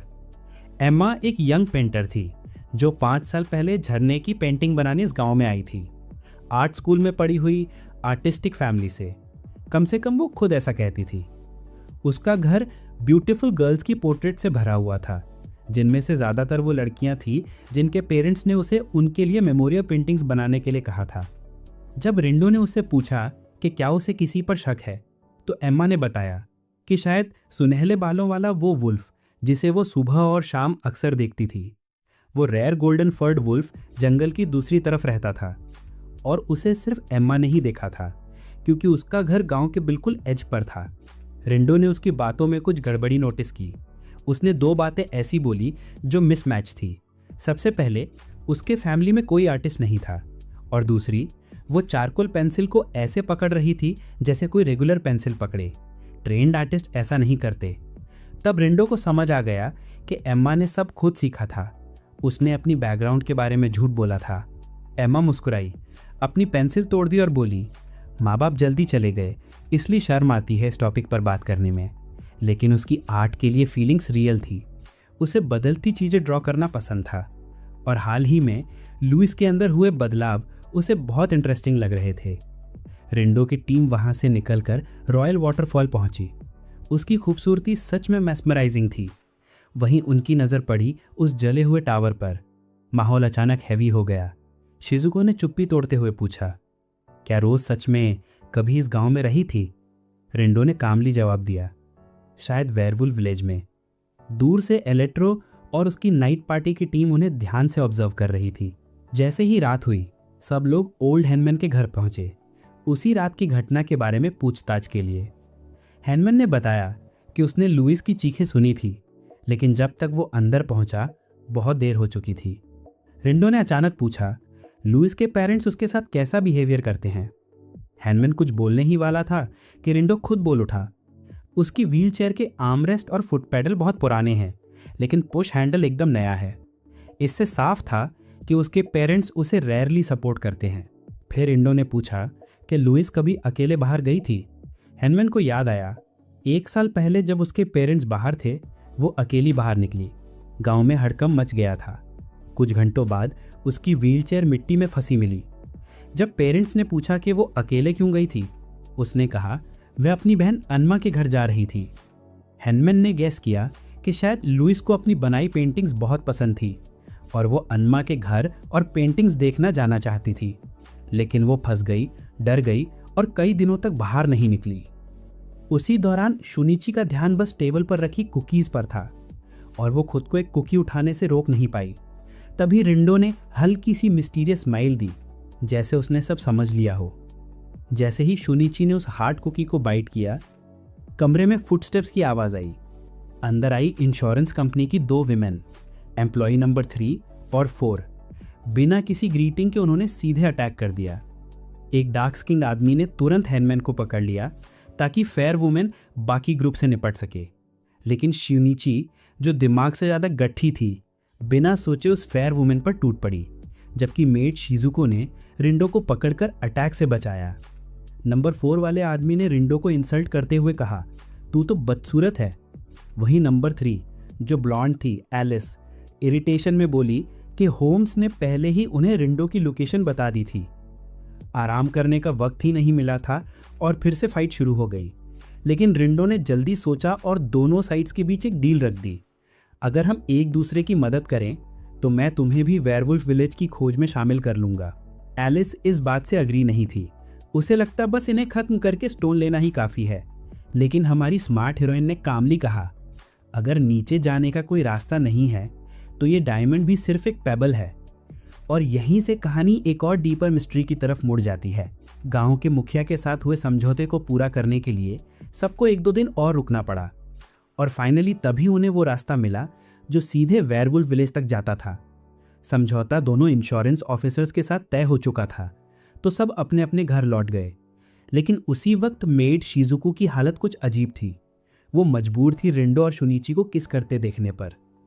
सीन खत्म होते ही उसने रिंडो को कस के हक किया और उसे वापस केज में ले गई, उस ऑकवर्ड किस वाली बात को पूरी तरह साइड में रखकर। फिर सबने फिर से लुया के मामले पर डिस्कशन शुरू कर दिया। रिंडो ने साफ कहा कि सबसे मेन क्लू वही विंडो है।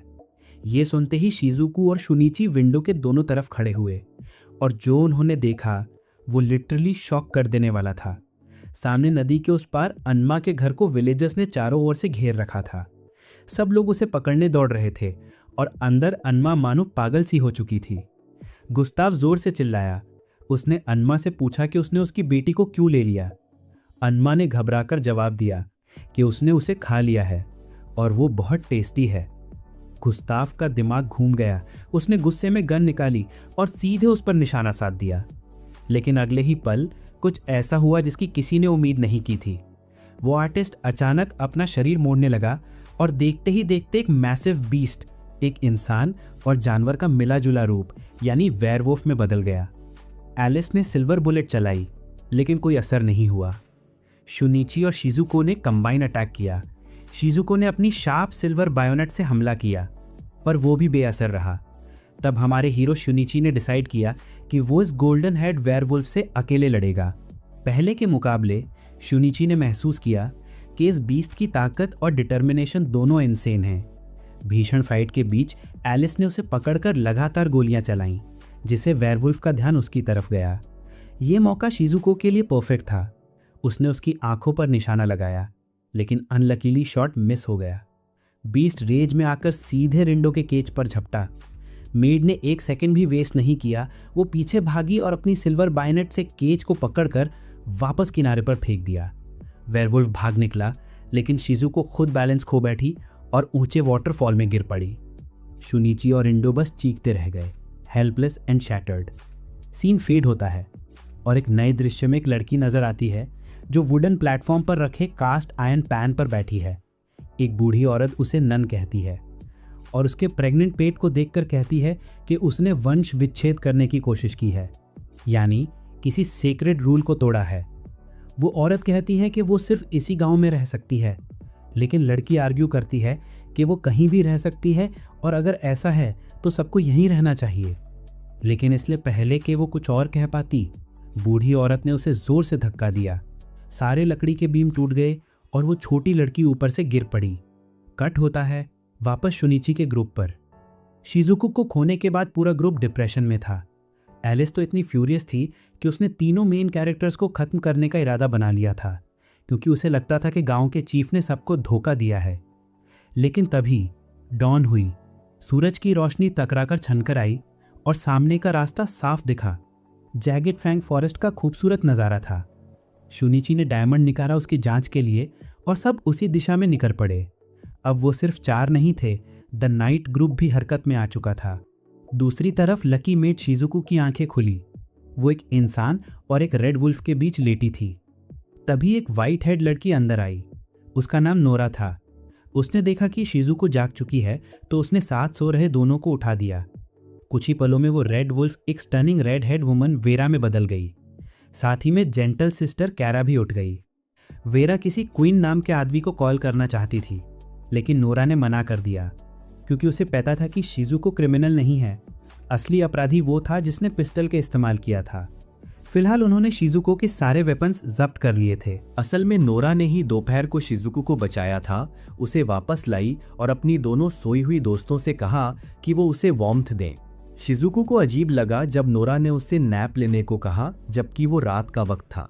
तब नोरा ने सॉफ्टली कहा, इंसानों की नाइट ही हमारी डे है। हाँ, वे सब वेयरवुल्व्स थीं और अब शिजुको वेयरवुल्फ विलेज में थी। लेकिन ये गांव भी शांति से नहीं था, क्योंकि वहां बारिश के मौसम में लगातार हत्याएं होती थीं। ये सुनकर शिजुको ने खुद को बर्ड केज डिटेक्टिव रिंडो की साथी के रूप में इंट्रोड्यूस किया। तीनों लड़कियां उत्साहित हो गईं और पूछने लगीं कि रिंडो कहाँ है। लेकिन जैसे ही शिजुको ने कहा कि रिंडो इंसानों के गांव से आने वाली है और जल्द ही यहाँ पहुंचेगी, उनके चेहरे का कलर ही उड़ गया। वो डर गईं और यहाँ तक कि उसे भगाने का भी सोचा। लेकिन जब शिजुको ने उनके साथ टी शेयर की और अपनी टी मेकिंग स्किल्स दिखाईं, तो माहौल बदल गया। उसकी बनाई नई स्पेशलिटी इतनी सूदिंग थी कि तीनों लड़कियां मुस्कुराने लगीं और उसने उन्हें खुलकर सब कुछ बताने पर मजबूर कर दिया। उन्होंने कहा, 1 साल पहले 4 महीने के गैप में बारिश के मौसम में 3 लड़कियों को लगातार मारा गया था। उनके चेहरे पर पॉइंट ब्लैंक गन शॉट था। विलेज के मैन यानी बीस्ट गैंग ने हत्यारे को ढूंढने की कोशिश की, लेकिन बारिश ने उसकी सेंट मिटा दी थी। सभी विक्टिम्स यंग लड़कियां थीं जो मारे जाने से पहले बेहोश कर दी गई थीं।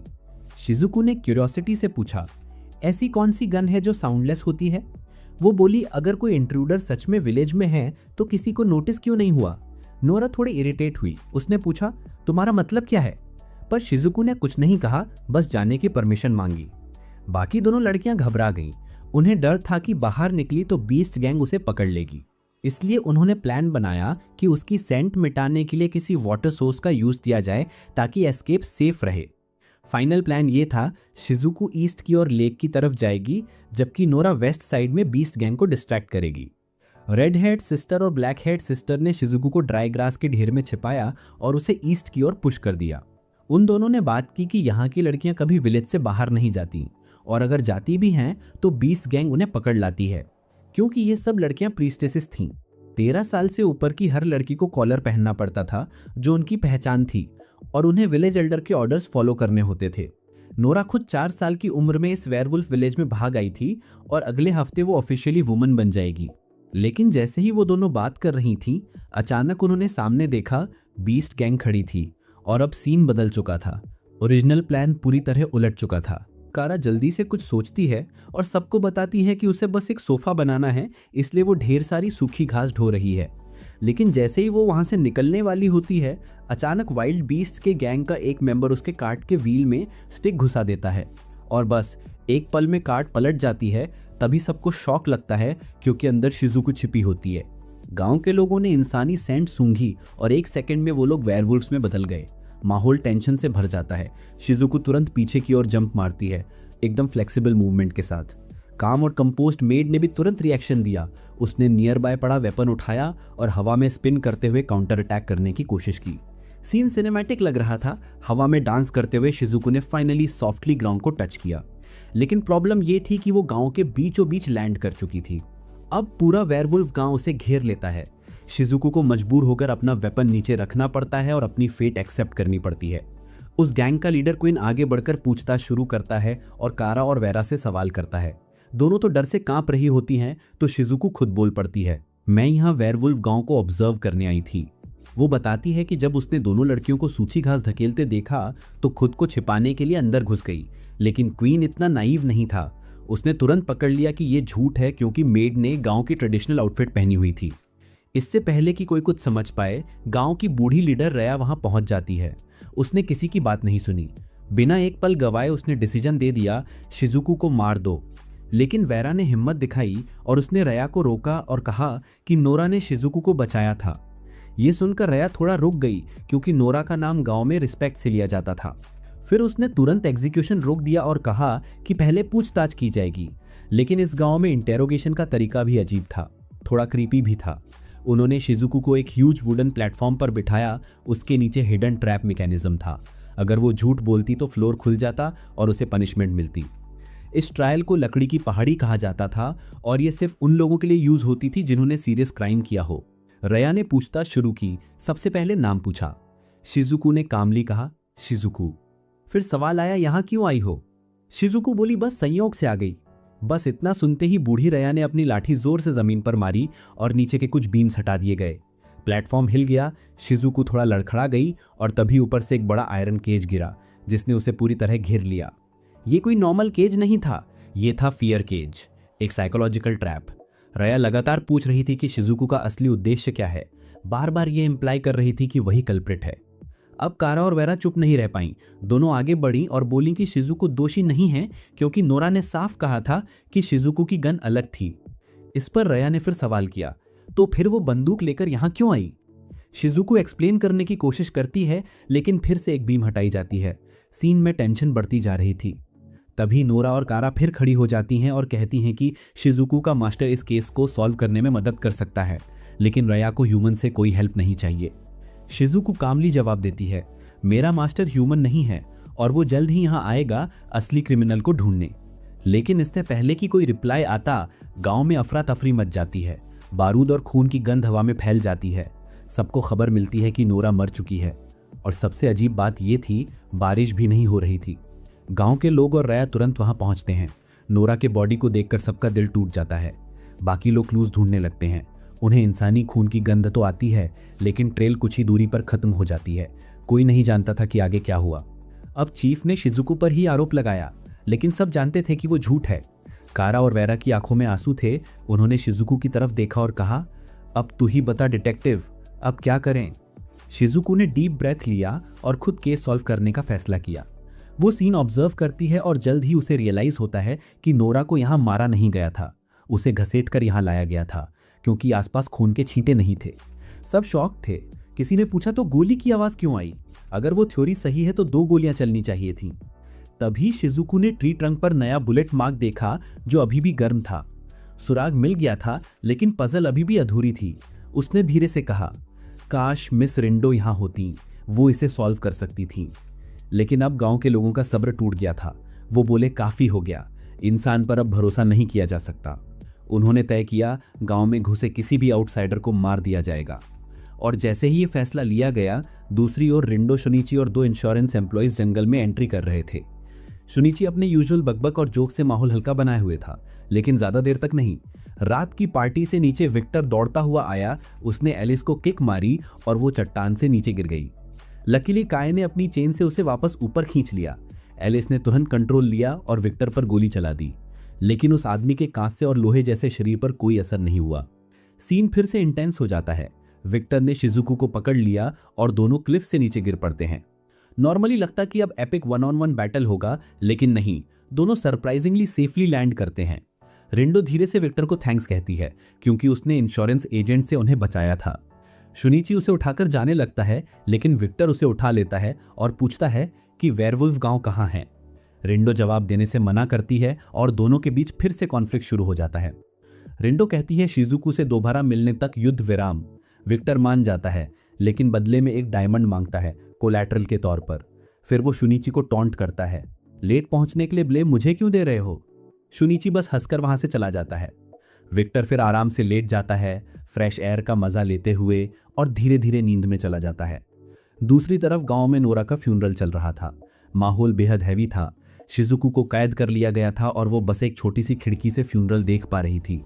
जंगल में उसी वक्त ब्यूटीफुल वुल्फ फॉर्म में वेरा धूप सेक रही थी। तभी उसकी नज़र रिंडो और शुनिची पर पड़ी। वो तुरंत दौड़कर वहां गई और जैसे ही उसने रिंडो को देखा, उसे इंस्टेंटली याद आ गया कि यही तो वही ब्लू हेड वुमन है, वही मिस रिंडो, वही डिटेक्टिव जिसके बारे में शिजुको ने बताया था। तो दोस्तों, सीन शुरू होता है यहीं से कि वेरा ने शुनिची के लिए एक ह्यूमन लाइक सेंट तैयार किया और उसे शिजुको से मिलवाया। और यार, ये रीयूनियन सच में बहुत ही इमोशनल था। रिंडो धीरे से पूछता है कि उसकी नौकरानी कहीं हर्ट तो नहीं हुई। शिजुको बस स्माइल करते हुए कहती है कि वो ठीक है और इस बार शुनिची बहुत यूजफुल साबित हुई। शुनिची को भी रिवॉर्ड देने का मन था, लेकिन शिजुको ने उसे पोलाइटली मना कर दिया। वहीं बाहर वाइल्ड एनिमल्स के गैंग ने एक अननोन स्मेल पकड़ी और तुरंत गैस कर लिया कि रिंडो आ गया है, तो वे सब वापस जेल लौट गए। इसी बीच रिंडो शुनिची से पूछता है कि क्या गांव में कोई आर्टिस्ट है जिसका नाम अन्मा हो, और यार उसे सरप्राइज हुआ कि ऐसा कोई नहीं था। अब जब उन्हें पता चला कि शिजुको अभी भी रिलीज नहीं हुई है क्योंकि वो वाइल्ड गैंग को उनको ढूंढने के लिए प्रवोक कर सकती है, तो उन्होंने उसे छोड़कर क्राइम सीन इन्वेस्टिगेट करने जाना पड़ा। जंगल में डीप तक दौड़ते हुए अभी भी पीछे से स्क्रीम और शाउटिंग की आवाज़ें आ रही थीं। रिंडो फिर शुनिची से पूछता है कि तुम्हारे पास कैंडल्स हैं। शुनिची बताती है कि उसके पास बस एक ऑयल लैंप है।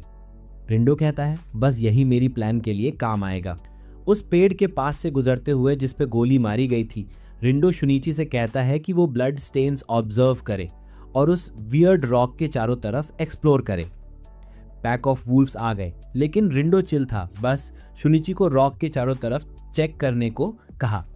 वुल्फ्स आते हैं लेकिन उन्हें कोई नहीं दिखाई देता, क्योंकि हमारी फीमेल डिटेक्टिव की एक्यूरेट इन्फो की वजह से शुनिची और रिंडो सेफली केव में डिसेंड कर पाए। और यहाँ एक इंटरेस्टिंग ट्विस्ट है, गन शॉट की कोई आवाज़ नहीं आई और वुल्फ्स कल्प्रिट की सेंट पकड़ नहीं पाए। क्लियर था कि जगह साउंड प्रूफ और सील्ड थी। ब्लड ट्रेल फॉलो करते हुए उन्हें मिली एक ओल्ड स्टाइल पिस्टल जो कि गुस्ताव की लॉस्ट गन थी, और साथ में एक ब्लड स्टेन्ड बैग भी, प्रोबेबली वही बैग जिसका यूज विक्टिम को ले जाने के लिए किया गया था। ब्लड ट्रेल फॉलो करते हुए नाइट की बटरफ्लाइज उनके चारों ओर मंडराकर एक थिक पाउडर की लेयर छोड़ गईं। शुनिची ने देखा एक वियर्ड ब्लड पूल, और रिंडो एक्सप्लेन करता है कि अगर कोई ऊपर से खड़े होकर किसी स्लीपिंग पर्सन पर शूट करे तो वैसा ही ब्लड पैटर्न बनेगा। केव के दूसरे कॉर्नर में कुछ सिंपल गोल्ड और प्राइवेट बिलोंगिंग्स मिले। वॉल बेस पर 551 डिफरेंट मार्क्स और फांसी स्थगित करो लिखा हुआ था। इधर ह्यूमन विलेज में लुइस का डेड बॉडी मिला। केव में दोनों डिटेक्टिव्स को अन्मा का भी शव मिला, जिसकी नेक पर फेटल वुंड था। रिंडो ने मिस्टीरियस स्माइल दी। लग रहा था कि दोनों केसेस कनेक्टेड हैं। केव के अंत तक पहुंचते पहुंचते वे बर्न टावर तक पहुंचे और सिर्फ 2 घंटे लगे। मिस्टर हेरनमैन उनसे मिलते हैं और लुइस के बॉडी के बारे में बताते हैं। यहाँ से स्टोरी और डार्क हो जाती है। रिंडो ओपनली रिवील करता है कि लुइस के पेरेंट्स ने अपनी बच्ची को विलेज की गॉडेस बनने से पहले ही अबैंडन कर दिया था। जो दिन लुइस जंगल में फ्लावर्स तोड़ रही थी और रोज से मिली थी, वो सिर्फ इसलिए क्योंकि उसके पेरेंट्स उस बर्डन से एस्केप करना चाहते थे। लिटिल गर्ल को जेस का ट्रूथ रिवील करना पड़ा ताकि वो अडॉप्ट होने के लिए अपनी यूजफुलनेस प्रूव कर सके और ये भी छुपा सके कि पेरेंट्स ने उसे एक्चुअली अबैंडन किया था। केस समझते हुए रिंडो कहता है कि उन्हें विलेज लौटना चाहिए। वे वेयरवुल्फ विलेज लौटने के लिए केव से बाहर निकलते हैं, लेकिन अचानक 2 इंश्योरेंस एम्प्लॉइज ने सब कुछ देख लिया। उन्होंने पूरे ह्यूमन विलेज को वेपन्स के साथ लेकर सारे वेयरवुल्फ्स को एलिमिनेट करने का डिसाइड किया। वेरा को पता चला कि शिजुको की गन मिसिंग है।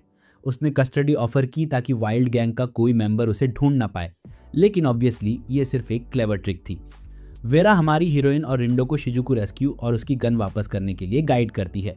मीनवाइल कारा हैरान है क्योंकि वीविंग रूम में सभी अनकॉन्शियस हैं और वैम्पायर लेडी उसे कंट्रोल करने की कोशिश करती है, जिससे वो भी अनकॉन्शियस हो जाती है।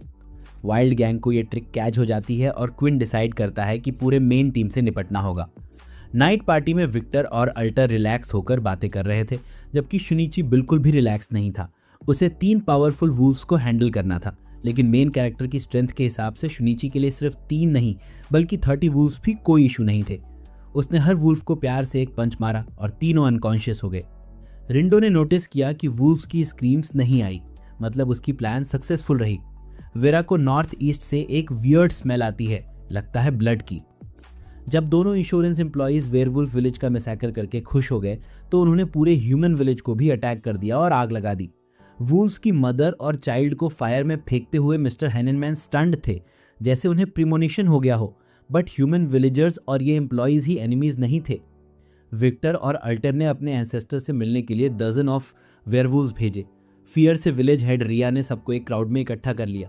यहाँ रिंडो शिजुकू को कारा ढूंढने का ऑर्डर देता है और खुद वेरा के साथ काम करती है। शिजुकू वीवर्स हाउस पहुंचती है और पाती है कि कारा मैजिकल पॉइजन से अनकॉन्शियस है, जबकि लेडी कैमिला आराम से सिल्क पाइल पर सो रही है। शुनिची की तरफ उसे विक्टर और इंश्योरेंस एम्प्लॉय काई से भी सामना करना पड़ता है। मैसिव शोडाउन के हिंट्स मिलते हैं। एलिस की डायरेक्ट एनकाउंटर एल्टर से होती है। लेडी कैमिला ने अपनी बेली स्ट्रेच की, आईज ओपन किए और हमारी मेड को देखते ही दोनों सुपर हीरो मूवी स्टाइल एक दूसरे का नाम चिल्लाते हैं और फिर फाइट शुरू होती है। मीनवाइल इंश्योरेंस एम्प्लॉय नंबर 4 भी विक्टर से क्लैश करता है। काई सिर्फ एक हिट मारता है और विक्टर इंस्टेंटली अनकॉन्शियस हो जाता है। लकीली शुनिची मदद के लिए दौड़ता है। काई ने शुनिची को चेन्स में बाइंड किया, सोचकर फाइट जीत ली, लेकिन विक्टर ने अपने हाथ तोड़कर उस पर फेंके। काई स्टैगर करता है और शुनिची एक्सप्लॉइट करते हुए एक फास्ट किक लगाता है, जिससे एम्प्लॉय सीधे ट्री ट्रंक से टकराकर गिर गया और आगे फाइट में अनेबल हो गया। शुनिची ने हीरा वापस मांगा और विक्टर ने उसे देने में फुल कोऑपरेशन किया। हमारे हीरो रिंडो अपने बॉडी की सिचुएशन के बारे में पूछने बैठता है। विक्टर धीरे से बताता है कि वो अभी भी सुरक्षित है, बहुत अच्छे से प्रोटेक्ट किया गया है और लंदन HQ में रखा गया है। और वो ऐड करता है कि अगर कोई उसे वापस पाना चाहे तो फाइट करने का स्वागत है।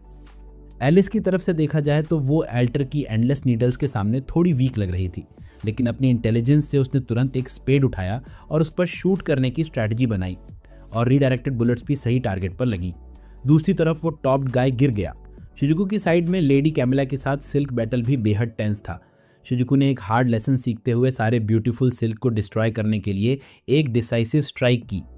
शिजुकू कैमिला के मैजिकल पॉइजन से बेहद अलर्ट थी। कैमिला को यह पता था, इसलिए उसने शिजुकू से कहा कि अगर वो एक बार बाइट करे तो शिजुकू उसके पॉइजन से इम्यून हो जाएगी। शिजुकू को शक था और पूरी तरह विश्वास नहीं हुआ, इसलिए उसने बहुत केयरफुल फाइट की। लेकिन अल्टीमेट गोल ये था कि वो डिसाइसिव लेडी कैमिला से अपना कॉन्फ्रंटेशन खत्म करे, इसलिए उसने ब्लैंकेट बिछाया और कैमिला पर फायर किया। कैमिला शिजुकू की थाई पर एक क्लीन वुंड भी लगा पाई, लेकिन वैम्पायर लेडी के वर्ड्स के अकॉर्डिंग शिजुकू पर कोई असर नहीं हुआ। हालांकि वेयरवुल्फ गर्ल्स जिनके पास मैजिक पॉइजन था, उन्होंने कैमिला की कमांड फॉलो की और शिजुकू को सर्कल में ले लिया, जिससे वो गिर गई और टेम्परेरली फाइटिंग कैपेबिलिटी खो दी। Meanwhile Camilla non lethal wound के साथ फिर से मौत तक फाइट करने का प्रॉमिस करते हुए वहां से चली गई। एलिस विक्टोरियस एक्सप्रेशन के साथ दूसरी तरफ टॉप गाय की बॉडी की इंस्पेक्शन करने गई। जब उसने टॉपी हटाई तो पता चला कि वो आदमी एक्चुअली एल्टर था। रियल एल्टर ने उसकी नेक में पॉइजनस नीडल इंजेक्ट की और फिर जीत के भाव से स्माइल की। मीनवाइल वेयरवुल्फ विलेज आग की लपटों में एनगल्फ हो गया था और उन्होंने ह्यूमन विलेजर्स को सराउंड कर लिया। शिजुकू, रिंडो और वेरा दोनों विलेज के मीटिंग पॉइंट पर पहुंच गए, जबकि शुनिची को अलग मिशन दिया गया। रिंडो ने पूरे कॉन्फिडेंस से कल्प्रिट का पर्दाफाश किया। हिडन कल्प्रिट खुद को रिवील करती है। She was the golden wolf of the werewolf village, also called Nora, and human village की लुइस भी वही थी। एक्चुअली वही जेस थी जिसने सालों पहले आग से बचकर खुद को हाइड किया था। लुइस का डिसअपीयरेंस डेलिबरेट था। रूम पर डस्ट न होने से पता चला कि कल्प्रिट चिमनी से जंप नहीं कर सकती थी, यानी फोर्स्ड एंट्री नहीं हुई थी। एक ह्यूमन और एक वुल्फ का डिसअपीयरेंस जहां वुल्फ नहीं घुसा था, वो सिर्फ इसलिए पॉसिबल था क्योंकि लुइस ओरिजिनली या वुल्फ ने अपनी आइडेंटिटी बदलकर ये काम किया। अब जब ये कंफर्म हो गया कि लुइस ही जेस है, तो रिंडो ने ये इन्फर किया कि अन्मा के डिस्गाइज में वुल्फ टीथ के फेक मार्क्स लुइस द्वारा लगाए गए थे और लुइस की मिमिक्री एक छोटी लड़की जैसी दिखने वाली बस जेस ही कर सकती थी। अब लास्ट नाइट नोरा की डेड बॉडी का क्या? केव में नाइट बटरफ्लाइज बेहद सेंसिटिव थे, लेकिन लास्ट नाइट वेयरवुल्फ विलेज में जो फेयर स्किन गर्ल की डेड बॉडी मिली थी, उसके क्लोथ पर कोई पाउडर नहीं था। ये कंफर्म करता है कि किलर ने डार्कनेस में काम किया और केवल वही वेयरवुल्फ कैपेबल था। और जिस वेयरवुल्फ ने लुइस को डिसअपियर किया या जो वेयरवुल्फ नोरा को लास्ट नाइट मार सकता था, वो नन्ही जेस ही थी। Last night found corpse Louise की ही थी, जो अलाइव जेस या प्रेजेंट डे नोरा जैसी दिखती थी। ये रीजनिंग इस बेसिस पर थी कि रियल लुइस केव में थी वॉल बेस पर मार्क्स थे और मार्क्स शॉर्ट डिस्टेंस तक ही खुदे थे क्योंकि लुइस ना तो स्टैंड कर सकती थी ना वॉक। ऊपर से लाइंग लुइस पर गॉन शॉट से बने वियर्ड ब्लड स्टेन्स के आधार पर इन्फ्रेंस था कि लास्ट नाइट नोरा की कॉर्प्स असल में लुइस की ही थी। नोरा ने लुइस की सेंट हाइड करने के लिए उसे पानी में डुबोया, फिर क्लोथ्स पहनाए और डिसेबल्ड गर्ल को शूट किया और फाइनली वेयरवुल्फ टाइप को मिसगाइड करने के लिए अपने ब्लड से कवर किया। लुइस के लास्ट केस में उसने नोरा की कॉर्प्स को वेयरवुल्फ विलेज से ह्यूमन विलेज में ले जाकर उसे डिसमेंबर किया ताकि इल्यूजन बने कि लुइस पर अटैक हुआ है, और गन शॉट वुंड भी हाइड किया गया। कंफर्मेशन के लिए रिंडो और वेरा ने नोरा का कॉफिन खोदा और ताबूत अंदर से एम्प्टी था। रिंडो के एलिगेशंस पर नोरा ने कुछ नहीं कहा, सिर्फ प्रिटेंड करने के लिए कुछ बार कट किया। और ये ट्रेजेडी शुरू हुई थी बहुत पहले, 13 साल पहले।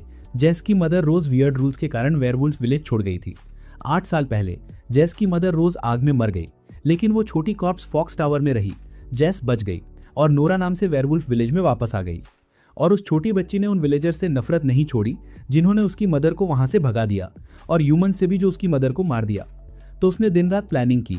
1.5 साल पहले लुइस की डिसअपीयरेंस की घटना इसलिए हुई क्योंकि नोरा ने खुद को उसकी जगह रखा। रियल लुइस सीक्रेट केव में ले जाई गई। केव में लुइस ने कभी भी लाइफ को हेट नहीं किया। वो खुशी खुशी नोरा के साथ उस विलेज से रिवेंज लेने में लगी रही। टाइम के साथ वो नोरा और लुइस दोनों नामों से रह रही थी। दिन में लुइस, नाइट में नोरा।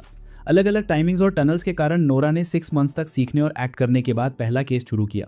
सभी केसेस में छोटी गर्ल्स को टारगेट किया ताकि दोनों विलेजेस में डीप हेट्रेड पैदा हो। और लास्ट केस में लुइस का अबडक्शन और नोरा की डेथ। स्मॉल गर्ल ने डेलिब्रेट प्लान से लुइस का अबडक्शन एक्ट किया, लेकिन अचानक रिंडो अराइव हो गए, इसलिए उसने अपनी स्ट्रैटेजी चेंज कर दी। किसी और को टारगेट किया। चोजन पर्सन अनवा थी जिसे आर्टिस्ट किल किया गया था। बाद में नोरा ने उसका डिस्गाइज लिया और वेयरवुल्फ में ट्रांसफॉर्म हो गई। फिर नोरा छोटी एस्केप कर गई और शिजुकू को बचा लिया। ह्यूमन विलेज में शिजुकू पर फॉल्स एक्यूजेशंस ना लगें, इसलिए नोरा ने डेलिब्रेट कैप्टिव बनाया और जंगल में फेक डेथ ऑर्केस्ट्रेट की। नोरा ने कहा कि उसने ये सब शिजुकू को थैंक यू कहने के लिए किया, सिर्फ एक चाय के कप की वजह से। रिंडो ने ये डिड्यूस किया कि नोरा ने ऐसा दोनों विलेजेस में डीप हेटेड पैदा करने के लिए किया, और फिर डोर्स ओपन करके दोनों विलेजेस में फाइटिंग और मैसेकर ऑर्केस्ट्रेट किया। बीच में नोरा ने इंटरप्ट किया और कहा कि रिंडो अभी तक स्टोरी के फाइनल ऑब्जेक्टिव तक नहीं पहुंचे हैं। विलेज को बाय बाय कहने के लिए वापस चली गई। विलेज चीफ रिया ने दर्द में स्क्रीम किया और वेयरवुल्फ किंग से प्ली की कि नोरा को वापस बुला ले। नोरा केव में एंटर हुई और तुरंत शुनिची से एनकाउंटर हुई, जो उसे चेन से पकड़ने के मिशन पर थी। उसने उसे साइड में हटने को कहा, लेकिन शुनिची ने रिफ्यूज किया। थ्रेट देने के बावजूद प्लेफुल शुनिची बस रास्ता ब्लॉक करने में मजा कर रही थी। वेयरवुल्फ किंग की पावर से स्मॉल गर्ल ने इंस्टेंटली सभी कैंडल एक्सटिंग्विश कर दी। डार्क फाइट नोरा के फेवर में था, लेकिन शुनिची अपनी स्पेशल म्यूट एबिलिटी के कारण जैसे ही नोरा के बाल झड़े उसने तुरंत उसे चेन से बांध दिया। रिंडो पहुंचे और ask to release the girl. Female detective apologized for misunderstanding Nora's objective. Reveal हुआ कि नोरा ने ह्यूमन गर्ल जो रिजेंबल करती थी वेयरवुल्फ गर्ल्स को कैप्चर किया, डिस्टॉर्ट किया और ह्यूमन विलेज में उनकी फेक डेथ ऑर्केस्ट्रेट की, क्योंकि वो उनका फेट बदलना चाहती थी, उन्हें रिलीजियस ब्रीडिंग टूल्स के लिए नहीं। इससे पहले कि उनका फेट और ट्रेजिक हो, उसने 3 गर्ल्स को रिलीज किया। प्रिजन केजेस में फंसी महिलाओं के फेट से सिंपैथी रखते हुए रिंडो ने नोरा को जाने दिया। शुनिची ने पूछा कि क्या उसने डेलिब्रेट डिले किया दोनों विलेजेस को लेसन सिखाने के लिए। कोई आंसर नहीं मिला तो उसने आगे पूछा कि दोनों विलेजेस का क्या होगा। रिंडो ने कहा they will return as they were. उसने इतना देखा कि आगे आउटकम अननोन था। शुनिची ने वही ट्रेडिशनल माउंटेन यल की स्टाइल में स्क्रीम किया, जैसे सुबह के साथ सभी ह्यूमंस और मॉन्स्टर्स को जॉगिंग कर रही हो। और इसी के साथ ये एनीमे खत्म होता है, लेकिन ऑनेस्टली इसे समझना आसान नहीं था। इसमें हिडन मीनिंग्स थे जिन्हें पकड़ने के लिए थोड़ा हाई IQ और ध्यान चाहिए था। अब बताओ, क्या तुमने वो डेप्थ महसूस की या बस स्टोरी देखी? नीचे कमेंट में बताओ, देखते हैं किसने सच में इसे अंडरस्टैंड किया है।